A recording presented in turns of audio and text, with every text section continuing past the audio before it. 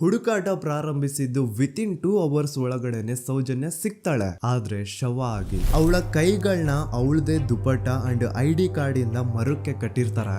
And most brutal part is ಅವಳ ಯೋನಿ, ಅವಳ ಏನಿತ್ತು ಅದ್ರ ಒಳಗಡೆ 6 ಇಂಚ್ ಮಣ್ಣು ತುಂಬಿರ್ತಾರೆ. ಓ ಬಿಡಪ್ಪ, ನಮ್ ಪೊಲೀಸ್ ಅವ್ರಿಗೆ ತಮ್ಮ ಡ್ಯೂಟಿ ಮೇಲೆ ಎಷ್ಟೊಂದು ನಿಷ್ಠೆ ಇದೆ, ಒಂದೇ ದಿನದಲ್ಲಿ ಆರೋಪಿನ ಹಿಡಿದ್ ಬಿಟ್ರಲ್ಲ ಅಂತ ಪೊಲೀಸ್ ಅವ್ರ ಮೇಲೆ ಫುಲ್ ಒಂಥರ ಹೊಗಳ್ತಾ ಇರ್ತಾರೆ. ಆದ್ರೆ ಪಾಪ ಜನರಿಗೆ ಎಲ್ಲಿ ಗೊತ್ತಿತ್ತು ಈ ಕೇಸ್ ನ ರಿಯಲ್ ಆರೋಪಿ ಬೇರೆ ಯಾರೋ ಇದಾರೆ, ಪೊಲೀಸ್ ಅವರೇ ಈ ಕೇಸ್ ನ ಮಿಸ್ಲೀಡ್ ಮಾಡೋದಕ್ಕೆ ಸುಮ್ನೆ ಸಂತೋಷ್ನ ಅರೆಸ್ಟ್ ಮಾಡಿದ್ದಾರೆ ಅಂತ. ಪೊಲೀಸ್ ಅವರು ಈ ಕೇಸ್ ಅಲ್ಲಿ ಕರಪ್ಟ್ ಆಗಿದ್ದಾರೆ, ಪೊಲೀಸ್ ಅವರೇ ಸತ್ಯ ಮುಚ್ಚಿಡ್ಲಿಕ್ಕೆ ಟ್ರೈ ಮಾಡ್ತಿದ್ದಾರೆ. ಹಾಗಾಗಿ ಈ ಕೇಸ್ ನ ಇನ್ಮುಂದೆ ಪೊಲೀಸ್ ಅವರಲ್ಲದೆ CBI ಅವರು ಇನ್ವೆಸ್ಟಿಗೇಷನ್ ಮಾಡಬೇಕು, ಈ ಕೇಸ್ ನ CBI ಒಪ್ಸಿ ಅಂತ ಅಗೇನ್ ಪ್ರೊಟೆಸ್ಟ್ ಗಳು ಸ್ಟಾರ್ಟ್ ಆಗ್ತವೆ. ಸೌಜನ್ಯ ಕೇಸ್ ಒಂದೇ ಅಲ್ಲ, ನಾರಾಯಣ ಹಾಗೂ ಯಮುನಾ ಕೇಸಲ್ಲೂ, ವೇದವಲ್ಲಿ ಕೇಸಲ್ಲೂ, ಆ ಬ್ಯಾಂಕ್ ಮ್ಯಾನೇಜರ್ ನ ಕೇಸಲ್ಲೂ ಹಾಗೂ ಪದ್ಮಲತಾ ಕೇಸಲ್ಲೂ ಸೀದಾ ಡೈರೆಕ್ಟ್ ಡೌಟ್ ಬರೋದೆ ಊರಿನ ಗೌಡ್ರ ಮೇಲೆ. ಸೌಜನ್ಯ ಕೇಸ್ ಬಿಟ್ಟು ಆ ಇನ್ನೊಂದು ಕೇಸ್ ಯಾವುದು, ಅದಕ್ಕೂ ಸಂತೋಷ್ಗೂ ಏನ್ ಸಂಬಂಧ, ಅದ್ರಲ್ಲಿ ಯಾಕೆ ಸಂತೋಷ್ನ ಪೊಲೀಸ್ ಅವರು ಫಿಟ್ ಮಾಡಿದ್ರು ಅಂತ ಪ್ರತಿಯೊಂದು ಹೇಳ್ತೀನಿ. ನಾನು ಈ ಚಾನೆಲ್ ನ ಸ್ಟಾರ್ಟ್ ಮಾಡ್ದಾಗಿಂದ one of the most requested video ಬಂದು ಸೌಜನ್ಯ ಕೇಸ್ ಬಗ್ಗೆ. ಸರಿ, ನಮ್ ದೂತ ಸಭೆಯ ಪ್ರಜೆಗಳು ಇಷ್ಟೊಂದು ಕೇಳ್ತಿದಾರಲ್ಲ, ಈ ಒಂದು ಕೇಸ್ ಬಗ್ಗೆ ವಿಡಿಯೋ ಮಾಡುವ ಅಂತ ಸೌಜನ್ಯ ಕೇಸ್ ಬಗ್ಗೆ ನಾನು ರಿಸರ್ಚ್ ಸ್ಟಾರ್ಟ್ ಮಾಡಿದೆ. ಅಂಡ್ ಟ್ರಸ್ಟ್ ಮೀ, ಎಷ್ಟೊಂದು ಕಾಂಪ್ಲೆಕ್ಸ್ ಈ ಒಂದು ಕೇಸ್ ಇದೆ ಅಂತಂದ್ರೆ ನನ್ ತಲೆನೇ ಕೆಟ್ಬಿಡ್ತು. ಬಟ್ ಡೋಂಟ್ ವರಿ, ನಿಮ್ಗಂತೂ ಪ್ರತಿ ಒಂದನ್ನ ತುಂಬಾ ಸಿಂಪಲ್ ಆಗಿ ಅರ್ಥ ಮಾಡಿಸ್ತೇನೆ. ಅನ್ಕೊಳ್ಳಿ, ಒಂದು ಊರು, ಆ ಊರಲ್ಲಿ ಒಂದು ಗೌಡ್ರ ಕುಟುಂಬ ಇದೆ. ಅಂಡ್ ಆ ಗೌಡ್ರ ಕುಟುಂಬ ತುಂಬಾನೇ ಪವರ್ಫುಲ್, ಲೈಕ್ ನಾವು ಮೂವೀಸ್ ಅಲ್ಲಿ ನೋಡ್ತೀವಲ್ಲ ಹಂಗೆ. ಸೊ ಗೌಡ್ರ ಊರು ಬಂದು ಧರ್ಮಸ್ಥಳ ಅಂತ. ಆ ಒಂದು ಊರಲ್ಲಿ ಇವ್ರಿಗೆ ಸಖತ್ ಕಂಟ್ರೋಲ್ ಇರುತ್ತೆ. ಈವನ್ ಅದೇ ಒಂದು ರೀಜನ್ ಅಲ್ಲಿ ಇರುವಂತಹ ಒಂದು ತುಂಬಾನೇ ಪಾಪ್ಯುಲರ್ ದೇವಸ್ಥಾನನು ಸಹ ಇವರೇ ಕಂಟ್ರೋಲ್ ಮಾಡ್ತಿರ್ತಾರೆ. ಆ ಒಂದು ದೇವಸ್ಥಾನ ಇಂದ ಈ ಗೌಡ್ರ ಕುಟುಂಬಕ್ಕೆ ಎಷ್ಟೊಂದು ದುಡ್ಡು ಬರ್ತಾ ಇರುತ್ತೆ ಅಂತಂದ್ರೆ, ಅದೇ ದುಡ್ಡಲ್ಲಿ ಇವರು ಬೇಜನ್ ಪ್ರೈವೇಟ್ ಪ್ರೈಮರಿ ಅಂಡ್ ಹೈಸ್ಕೂಲ್ಸ್ ನ ಸ್ಥಾಪನೆ ಮಾಡಿರ್ತಾರೆ, ಬೇಜನ್ ಪ್ರೈವೇಟ್ ಮೆಡಿಕಲ್ ಕಾಲೇಜಸ್ ಇರ್ತವೆ, ಅಂಡ್ ಬೇಜನ್ ಪ್ರೈವೇಟ್ ದೊಡ್ಡ ಹಾಸ್ಪಿಟಲ್ಸ್ ಇರ್ತವೆ. ಒಟ್ಟಲ್ಲಿ ಹೇಳ್ಬೇಕು ಅಂತಂದ್ರೆ ದುಡ್ಡಿನ ಸುರಿಮಳೆ ಇವ್ರಿಗೆ. ನೋಡಿ, ನಮ್ಮ ಭಾರತ ದೇಶದಲ್ಲಿ ಒಂದು ಕಾನೂನಿದೆ, ದ ರಿಲಿಜಿಯಸ್ ಎಂಡೋಮೆಂಟ್ ಆಕ್ಟ್ 1863 ಅಂತ.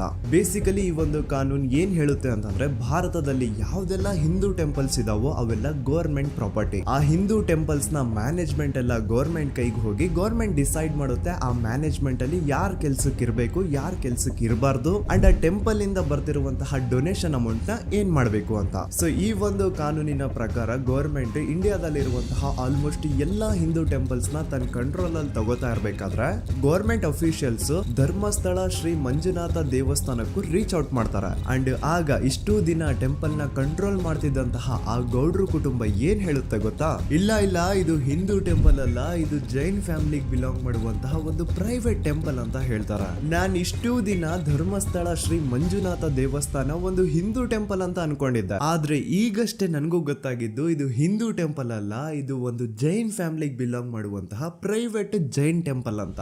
ಸೊ ಹೀಗಾಗಿ ಗವರ್ಮೆಂಟ್ ಅಫಿಷಿಯಲ್ಸ್ ಏನೂ ಮಾಡಕ್ಕಾಗದೆ ಇವತ್ತಿನವರೆಗೂ ಈ ಒಂದು ಧರ್ಮಸ್ಥಳ ಶ್ರೀ ಮಂಜುನಾಥ ದೇವಸ್ಥಾನನ ಒಂದು ಪ್ರೈವೇಟ್ ಟ್ರಸ್ಟ್ ನಡೆಸ್ಕೊಂಡು ಹೋಗ್ತಿದೆ. ಅಂಡ್ ಆ ಪ್ರೈವೇಟ್ ಟ್ರಸ್ಟ್ ನ ಓನರ್ ಯಾರು, ಅದೇ ಗೌಡ್ರ ಕುಟುಂಬ.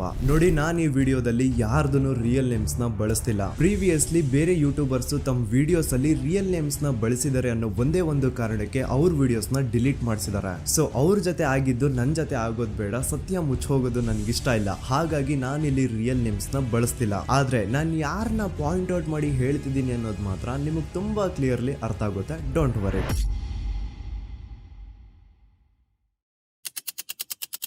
ದಿನಾಂಕ 9/10/2012. A very normal day for everyone except Soujanya.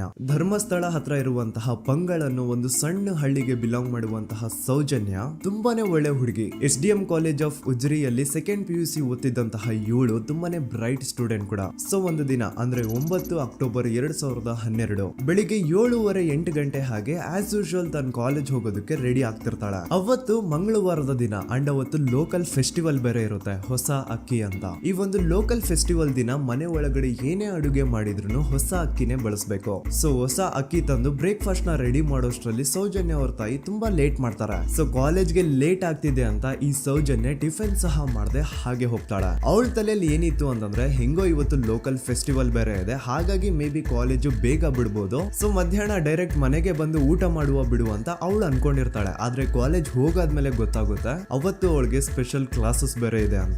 Soujanya breakfast ಕೂಡ ಮಾಡಿರಲ್ಲ ಅಂಡ್ ಲಂಚ್ ಬಾಕ್ಸ್ ಕೂಡ ತಂದಿರಲ್ಲ. ಹಾಗಾಗಿ ಲಂಚ್ ಟೈಮ್ ಅಲ್ಲಿ ಸೌಜನ್ಯನ ಒಬ್ಳು ಫ್ರೆಂಡ್ ಜಾನ್ವಿ ತಾನ್ ತಂದಿರುವಂತಹ ಲಂಚ್ ಬಾಕ್ಸ್ ಅಲ್ಲಿ ಒಂದಿಷ್ಟು ಲಂಚ್ ನ ಆಫರ್ ಮಾಡ್ತಾಳೆ. ಆದ್ರೆ ಸೌಜನ್ಯ ಪರವಾಗಿಲ್ಲ ನೀನ್ ತಿನ್ನು, ನಾನ್ ಮನೆಗೆ ಹೋಗ್ಬಿಟ್ಟು ಊಟ ಮಾಡ್ಕೊಂತೀನಿ ಅಂತ ಹೇಳ್ತಾಳೆ. ಸುಮಾರು ಮಧ್ಯಾಹ್ನದ 3:45ಕ್ಕೆ ಕಾಲೇಜ್ ಬಿಡುತ್ತೆ.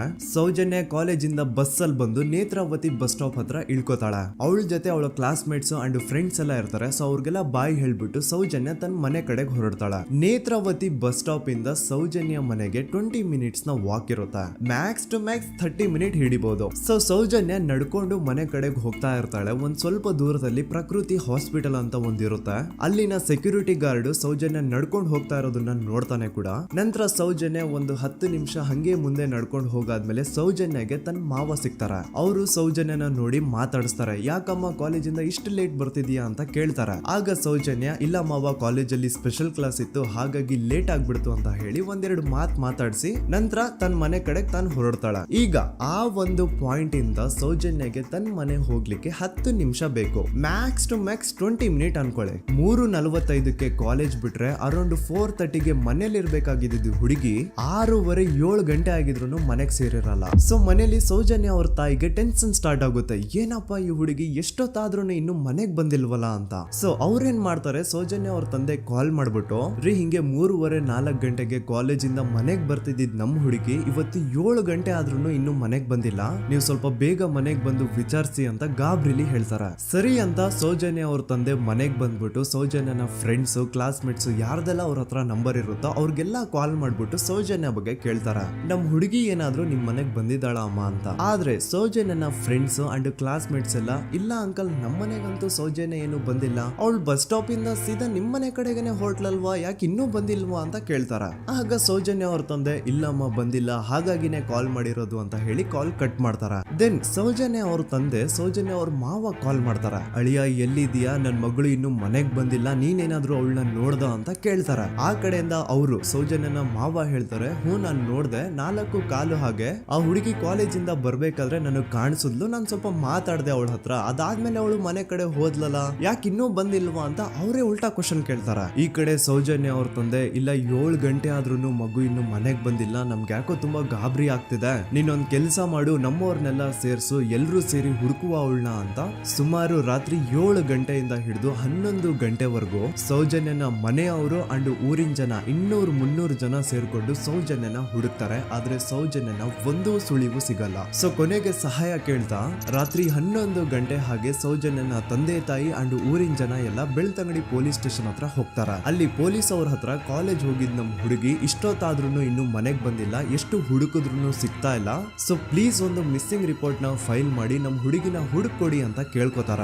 ಆದ್ರೆ ಪೊಲೀಸ್ ಅವರು ಒಪ್ಪಲ್ಲ. ಇಲ್ಲ ಯಾವುದೇ ಪರ್ಸನ್ ಮಿಸ್ಸಿಂಗ್ ಆದ್ರೆ ಆಫ್ಟರ್ 24 ಅವರ್ಸ್ ಆದ್ಮೇಲೆನೆ ರಿಪೋರ್ಟ್ ಫೈಲ್ ಮಾಡಕ್ಕಾಗೋದು. ಸೊ ನೀವ್ ಒಂದ್ ಕೆಲ್ಸ ಮಾಡಿ, ಈಗ ಮನೆಗ್ ಹೋಗಿ ನಾಳೆ ಬೆಳಿಗ್ಗೆವರೆಗೂ ನೋಡಿ, ನಾಳೆ ಬೆಳಿಗ್ಗೆವರೆಗೂ ನಿಮ್ ಮಗಳು ನಿಮ್ ಮನೆಗ್ ಬಂದಿಲ್ಲ ಅಂತಂದ್ರೆ ಆಗ ಬಂದ್ಬಿಟ್ಟು ಮಿಸ್ಸಿಂಗ್ ರಿಪೋರ್ಟ್ ನ ಫೈಲ್ ಮಾಡಿಸಿ ಅಂತ ಹೇಳಿ ಕಳಿಸ್ತಾರ. ಆಗ ಆಲ್ಮೋಸ್ಟ್ ಮಿಡ್ ನೈಟ್ ಆಗಿರೋದ್ರಿಂದ ಅಂಡ್ ಮಳೆ ಬೇರೆ ತುಂಬಾ ಜೋರಾಗಿ ಬರ್ತಾ ಇರುತ್ತೆ. ಸೊ ಈ ಸಿಚುವೇಶನ್ ಅಲ್ಲಿ ಸೌಜನ್ಯನ ಹುಡುಕ್ಲಿಕ್ಕೆ ಆಗಲ್ಲ. ನಾಳೆ ಬೆಳಿಗ್ಗೆ ಸೇರ್ಕೊಂಡು ಅಗೇನ್ ಎಲ್ರು ಸೌಜನ್ಯನ ಹುಡುಕುವ ಅಂತ ಸೌಜನ್ಯನ ಮನೆಯವರು ಅಂಡ್ ಊರಿನ ಜನ ಎಲ್ರು ತಮ್ಮ ಮನೆಗೆ ಹೋಗ್ಬಿಡ್ತಾರ. ನೆಕ್ಸ್ಟ್ ದಿನ ಅಂದ್ರೆ 10 ಅಕ್ಟೋಬರ್ 2012 ಬುಧವಾರದ ದಿನ ಬೆಳಿಗ್ಗೆ 10 ಗಂಟೆ ಹಾಗೆ ಸೌಜನ್ಯನ ಮನೆಯವರು ಅಂಡ್ ಊರಿನ 200-300 ಜನ ಸೇರ್ಕೊಂಡು ಅಗೇನ್ ಸೌಜನ್ಯಗೋಸ್ಕರ ಹುಡುಕಾಟ ಸ್ಟಾರ್ಟ್ ಮಾಡ್ತಾರ. ಹುಡುಕಾಟ ಪ್ರಾರಂಭಿಸಿದ್ದು ವಿತಿನ್ 2 ಅವರ್ಸ್ ಒಳಗಡೆನೆ ಸೌಜನ್ಯ ಸಿಗ್ತಾಳೆ. ಆದ್ರೆ ಶವ ಆಗಿ ಆ 200-300 ಊರಿನ ಜನ ಎಲ್ಲ ಸೇರ್ಕೊಂಡು ಏನ್ ಸೌಜನ್ಯನ ಹುಡುಕ್ತಾ ಇದ್ರು ಅದರಲ್ಲಿ ಯಾರೋ ಒಬ್ರಿಗೆ ಸೌಜನ್ಯನ ಮನೆಯಿಂದ ಕೇವಲ 10 ನಿಮಿಷ ದೂರದಲ್ಲಿರುವಂತಹ ಒಂದು ಹಳ್ಳನ ದಡದಲ್ಲಿ ಸೌಜನ್ಯ ಮೃತದೇಹ ಸಿಗುತ್ತಾ. ಈಗ ಸತ್ತಿರುವಂತಹ ಸೌಜನ್ಯನ ಡೆಡ್ ಬಾಡಿ ಯಾವ ಒಂದು ಕಂಡೀಷನ್ ಅಲ್ಲಿ ಇತ್ತು ಅಂತ ಹೇಳ್ತೀನಿ, ಸ್ವಲ್ಪ ಗಮನ ಇಟ್ಟು ಕೇಳಿಸ್ಕೊಳ್ಳಿ. ಅವಳ ಕೈಗಳನ್ನ ಅವಳದೇ ದುಪಟ್ಟ ಅಂಡ್ ID ಕಾರ್ಡ್ ಇಂದ ಮರಕ್ಕೆ ಕಟ್ಟಿರ್ತಾರ. ಅವಳ ಬಾಡಿ ಎಲ್ಲ ನೇಕೆಡ್ ಇರುತ್ತೆ, ಮೈ ಮೇಲೆ ಸರಿಯಾದ ಬಟ್ಟೆ ಇರಲ್ಲ, ಮೈ ಮೇಲೆ ಮಲ್ಟಿಪಲ್ ಕಟ್ ಮಾರ್ಕ್ಸ್ ಇರುತ್ತೆ, ತುಂಬಾ ಜೋರಾಗಿ ಹೊಡೆದಿರುವಂತಹ ಗಾಯಗಳು ಮೈ ಮೇಲೆ ಎದ್ದು ಕಾಣಿಸ್ತಿರ್ತವೆ. ಅವಳ ರಿಪ್ಸ್ ಎದೆ ಭಾಗದ ಮೂಳೆಗಳೆಲ್ಲ ಮುರಿದು ಹೋಗ್ಬಿಟ್ಟಿರ್ತವೆ. And most brutal part is ಅವಳ ಯೋನಿ, ಅವಳ ಏನಿತ್ತೋ ಅದ್ರ ಒಳಗಡೆ 6 ಇಂಚ್ ಮಣ್ಣು ತುಂಬಿರ್ತಾರೆ. ಆ ಬಾಡಿ ಕಂಡೀಷನ್ ನ ನೋಡಿದಾದ್ಮೇಲೆ ಒಂದಂತೂ ತುಂಬಾ ಕ್ಲಿಯರ್ ಆಗಿ ಅರ್ಥ ಆಗುತ್ತೆ, ಅವಳನ್ನ ಯಾರೋ ತುಂಬಾ ಫೋರ್ಸ್ಫುಲಿ ಮಾಡಿ ನಂತರ ನಿರ್ದಯವಾಗಿ ಸಾಯಿಸಿದ್ದಾರೆ ಅಂತ. ಇಲ್ಲಿ ಕ್ರಿಮಿನಲ್ಸ್ ನ ಬುದ್ಧಿವಂತಿಕೆ ನೋಡಿ ಪೊಲೀಸ್ ಅವ್ರಿಗೆ ಏನೂ ಸುಳಿವು ಸಿಗ್ಬಾರ್ದು ಅಂತ ಅವಳ ಯೋನಿ ಒಳಗಡೆ 6 ಇಂಚ್ ಅಷ್ಟು ಮಣ್ಣು ತುಂಬ ಹೋಗಿರ್ತಾರೆ. ಸೊ ದೆನ್ ಪೊಲೀಸ್ ಅವ್ರಿಗೆ ವಿಷಯ ಗೊತ್ತಾಗುತ್ತೆ. ಅವರು ಸ್ಪಾಟ್ ಗೆ ಬಂದು ಸೌಜನ್ಯನ ಬಾಡಿನ ರಿಕವರ್ ಮಾಡಿ ಆ ಒಂದು ಸ್ಪಾಟ್ ನ ಕಂಪ್ಲೀಟ್ ಸೀಸ್ ಮಾಡ್ತಾರೆ. ಒಬ್ಳು ಸಾಮಾನ್ಯ ಮಿಡಲ್ ಕ್ಲಾಸ್ ಹುಡುಗಿ, ಒಬ್ಳು ವೆರಿ ಬ್ರೈಟ್ ಸ್ಟೂಡೆಂಟ್ ನ ಈ ಮಟ್ಟಿಗೆ ಇಷ್ಟು ನಿರ್ದಯವಾಗಿ ಸಾಯಿಸಿರೋದು ಯಾರು? ಇನ್ ಕೇಸ್ ಏನಾದ್ರೂ ಈ ಕ್ರೈಮ್ ಮಾಡಿದವನು ಸಿಕ್ಕಿ ಬಿದ್ರೆ ಅವನ್ನ ಸುಮ್ನೆ ಬಿಡಬಾರ್ದು ಅಂತ ಜನ ಆಕ್ರೋಶ ವ್ಯಕ್ತಪಡಿಸ್ತಾರೆ. ಅಂಡ್ ಗೆಸ್ ವಾಟ್, ನಮ್ ಪೊಲೀಸ್ ಅವರು ಇಷ್ಟೊಂದು ಫಾಸ್ಟ್ ಆಗಿ ಇನ್ವೆಸ್ಟಿಗೇಷನ್ ಕಂಪ್ಲೀಟ್ ಮಾಡ್ತಾರೆ ಅಂತ ನಾನಂತೂ ಎಕ್ಸ್ಪೆಕ್ಟ್ ಮಾಡಿರ್ಲಿಲ್ಲ. ಅಂಡ್ ಈವನ್ ಈ ಒಂದು ವಿಷಯದಿಂದ ಊರಿನ ಜನನು ಶಾಕ್ ಆಗ್ತಾರೆ. ಸೌಜನ್ಯ ಬಾಡಿ ಸಿಕ್ಕಿದ್ದ ನೆಕ್ಸ್ಟ್ ದಿನ ಅಂದ್ರೆ 11 ಅಕ್ಟೋಬರ್ 2012 ಸಂಜೆ 5 ಗಂಟೆ ಹಾಗೆ ಯಾರು ಸೌಜನ್ಯನ ಪಂಡು ಮರ್ಡರ್ ಮಾಡಿದ್ನೋ ಆ ಕ್ರಿಮಿನಲ್ ಕೂಡ ಸಿಕ್ಕಿ ಬೀಳ್ತಾನೆ. ಈಗ ನೀವು ಥಿಂಕ್ ಮಾಡ್ಬೋದು, ಸೌಜನ್ಯನ ಯಾರು ಮರ್ಡರ್ ಮಾಡಿದ್ರು ಅಂಡ್ ಯಾರ ಕ್ರೈಮ್ ನ ಮಾಡಿದ್ರು ಅವನು ನೆಕ್ಸ್ಟ್ ದಿನಾನೇ ಸಿಕ್ಕಿ ಬಿದ್ದ. ಹಾಗಿದ್ರೆ ಈ ಕೇಸ್ ಯಾವಾಗ್ಲೂ ಕ್ಲೋಸ್ ಆಗ್ಬಿಡ್ಬೇಕಿತ್ತು. ಆದ್ರೂ ಸ್ಟಿಲ್ ಇವತ್ತಿನ ದಿನವರೆಗೂ ಯಾಕೆ ಈ ಕೇಸು ಪದೇ ಪದೇ ನ್ಯೂಸ್ ಅಲ್ಲಿ ಬರುತ್ತೆ ಅಂದ್ರೆ, ನಮ್ ದೂತ ಸಭೆಯ ಪ್ರಜೆಗಳೇ ರೆಡಿ ಆಗಿ, ಆರೋಪಿ ಸಿಕ್ಕಾದ್ಮೇಲೆ ಈ ಕೇಸು ಕ್ಲೋಸ್ ಆಗಿಲ್ಲ. ಆಕ್ಚುಲಿ ಈ ಕೇಸು ಓಪನ್ ಆಗಿದ್ದೆ ಈಗ. ನೋಡಿ, ಸೌಜನ್ಯನ ಬಾಡಿ ಸಿಕ್ಕಿದ್ದು ನೆಕ್ಸ್ಟ್ ದಿನ ಅಂದ್ರೆ 11 ಅಕ್ಟೋಬರ್ 2012. PSI ಯೋಗೇಶ್ ಅವರು ಯಾರನ್ನ ಈ ಕೇಸಲ್ಲಿ ಅರೆಸ್ಟ್ ಮಾಡಿದ್ರು ಅಂದ್ರೆ ಆತನ ಹೆಸರು ಬಂದು ಸಂತೋಷ್ ರಾವ್. 28-29 ವಯಸ್ಸಿರುವಂತಹ Santosh Rao first of all ಧರ್ಮಸ್ಥಳದವನು ಅಲ್ವೇ ಅಲ್ಲ, ಅವನು ಶೃಂಗೇರಿ ಅವನು. ಸಂತೋಷ್ ರಾವ್ ನ ತಂದೆ ಸ್ಕೂಲ್ ಟೀಚರ್ ಅಂಡ್ ತಾಯಿ ಹೌಸ್ ವೈಫ್.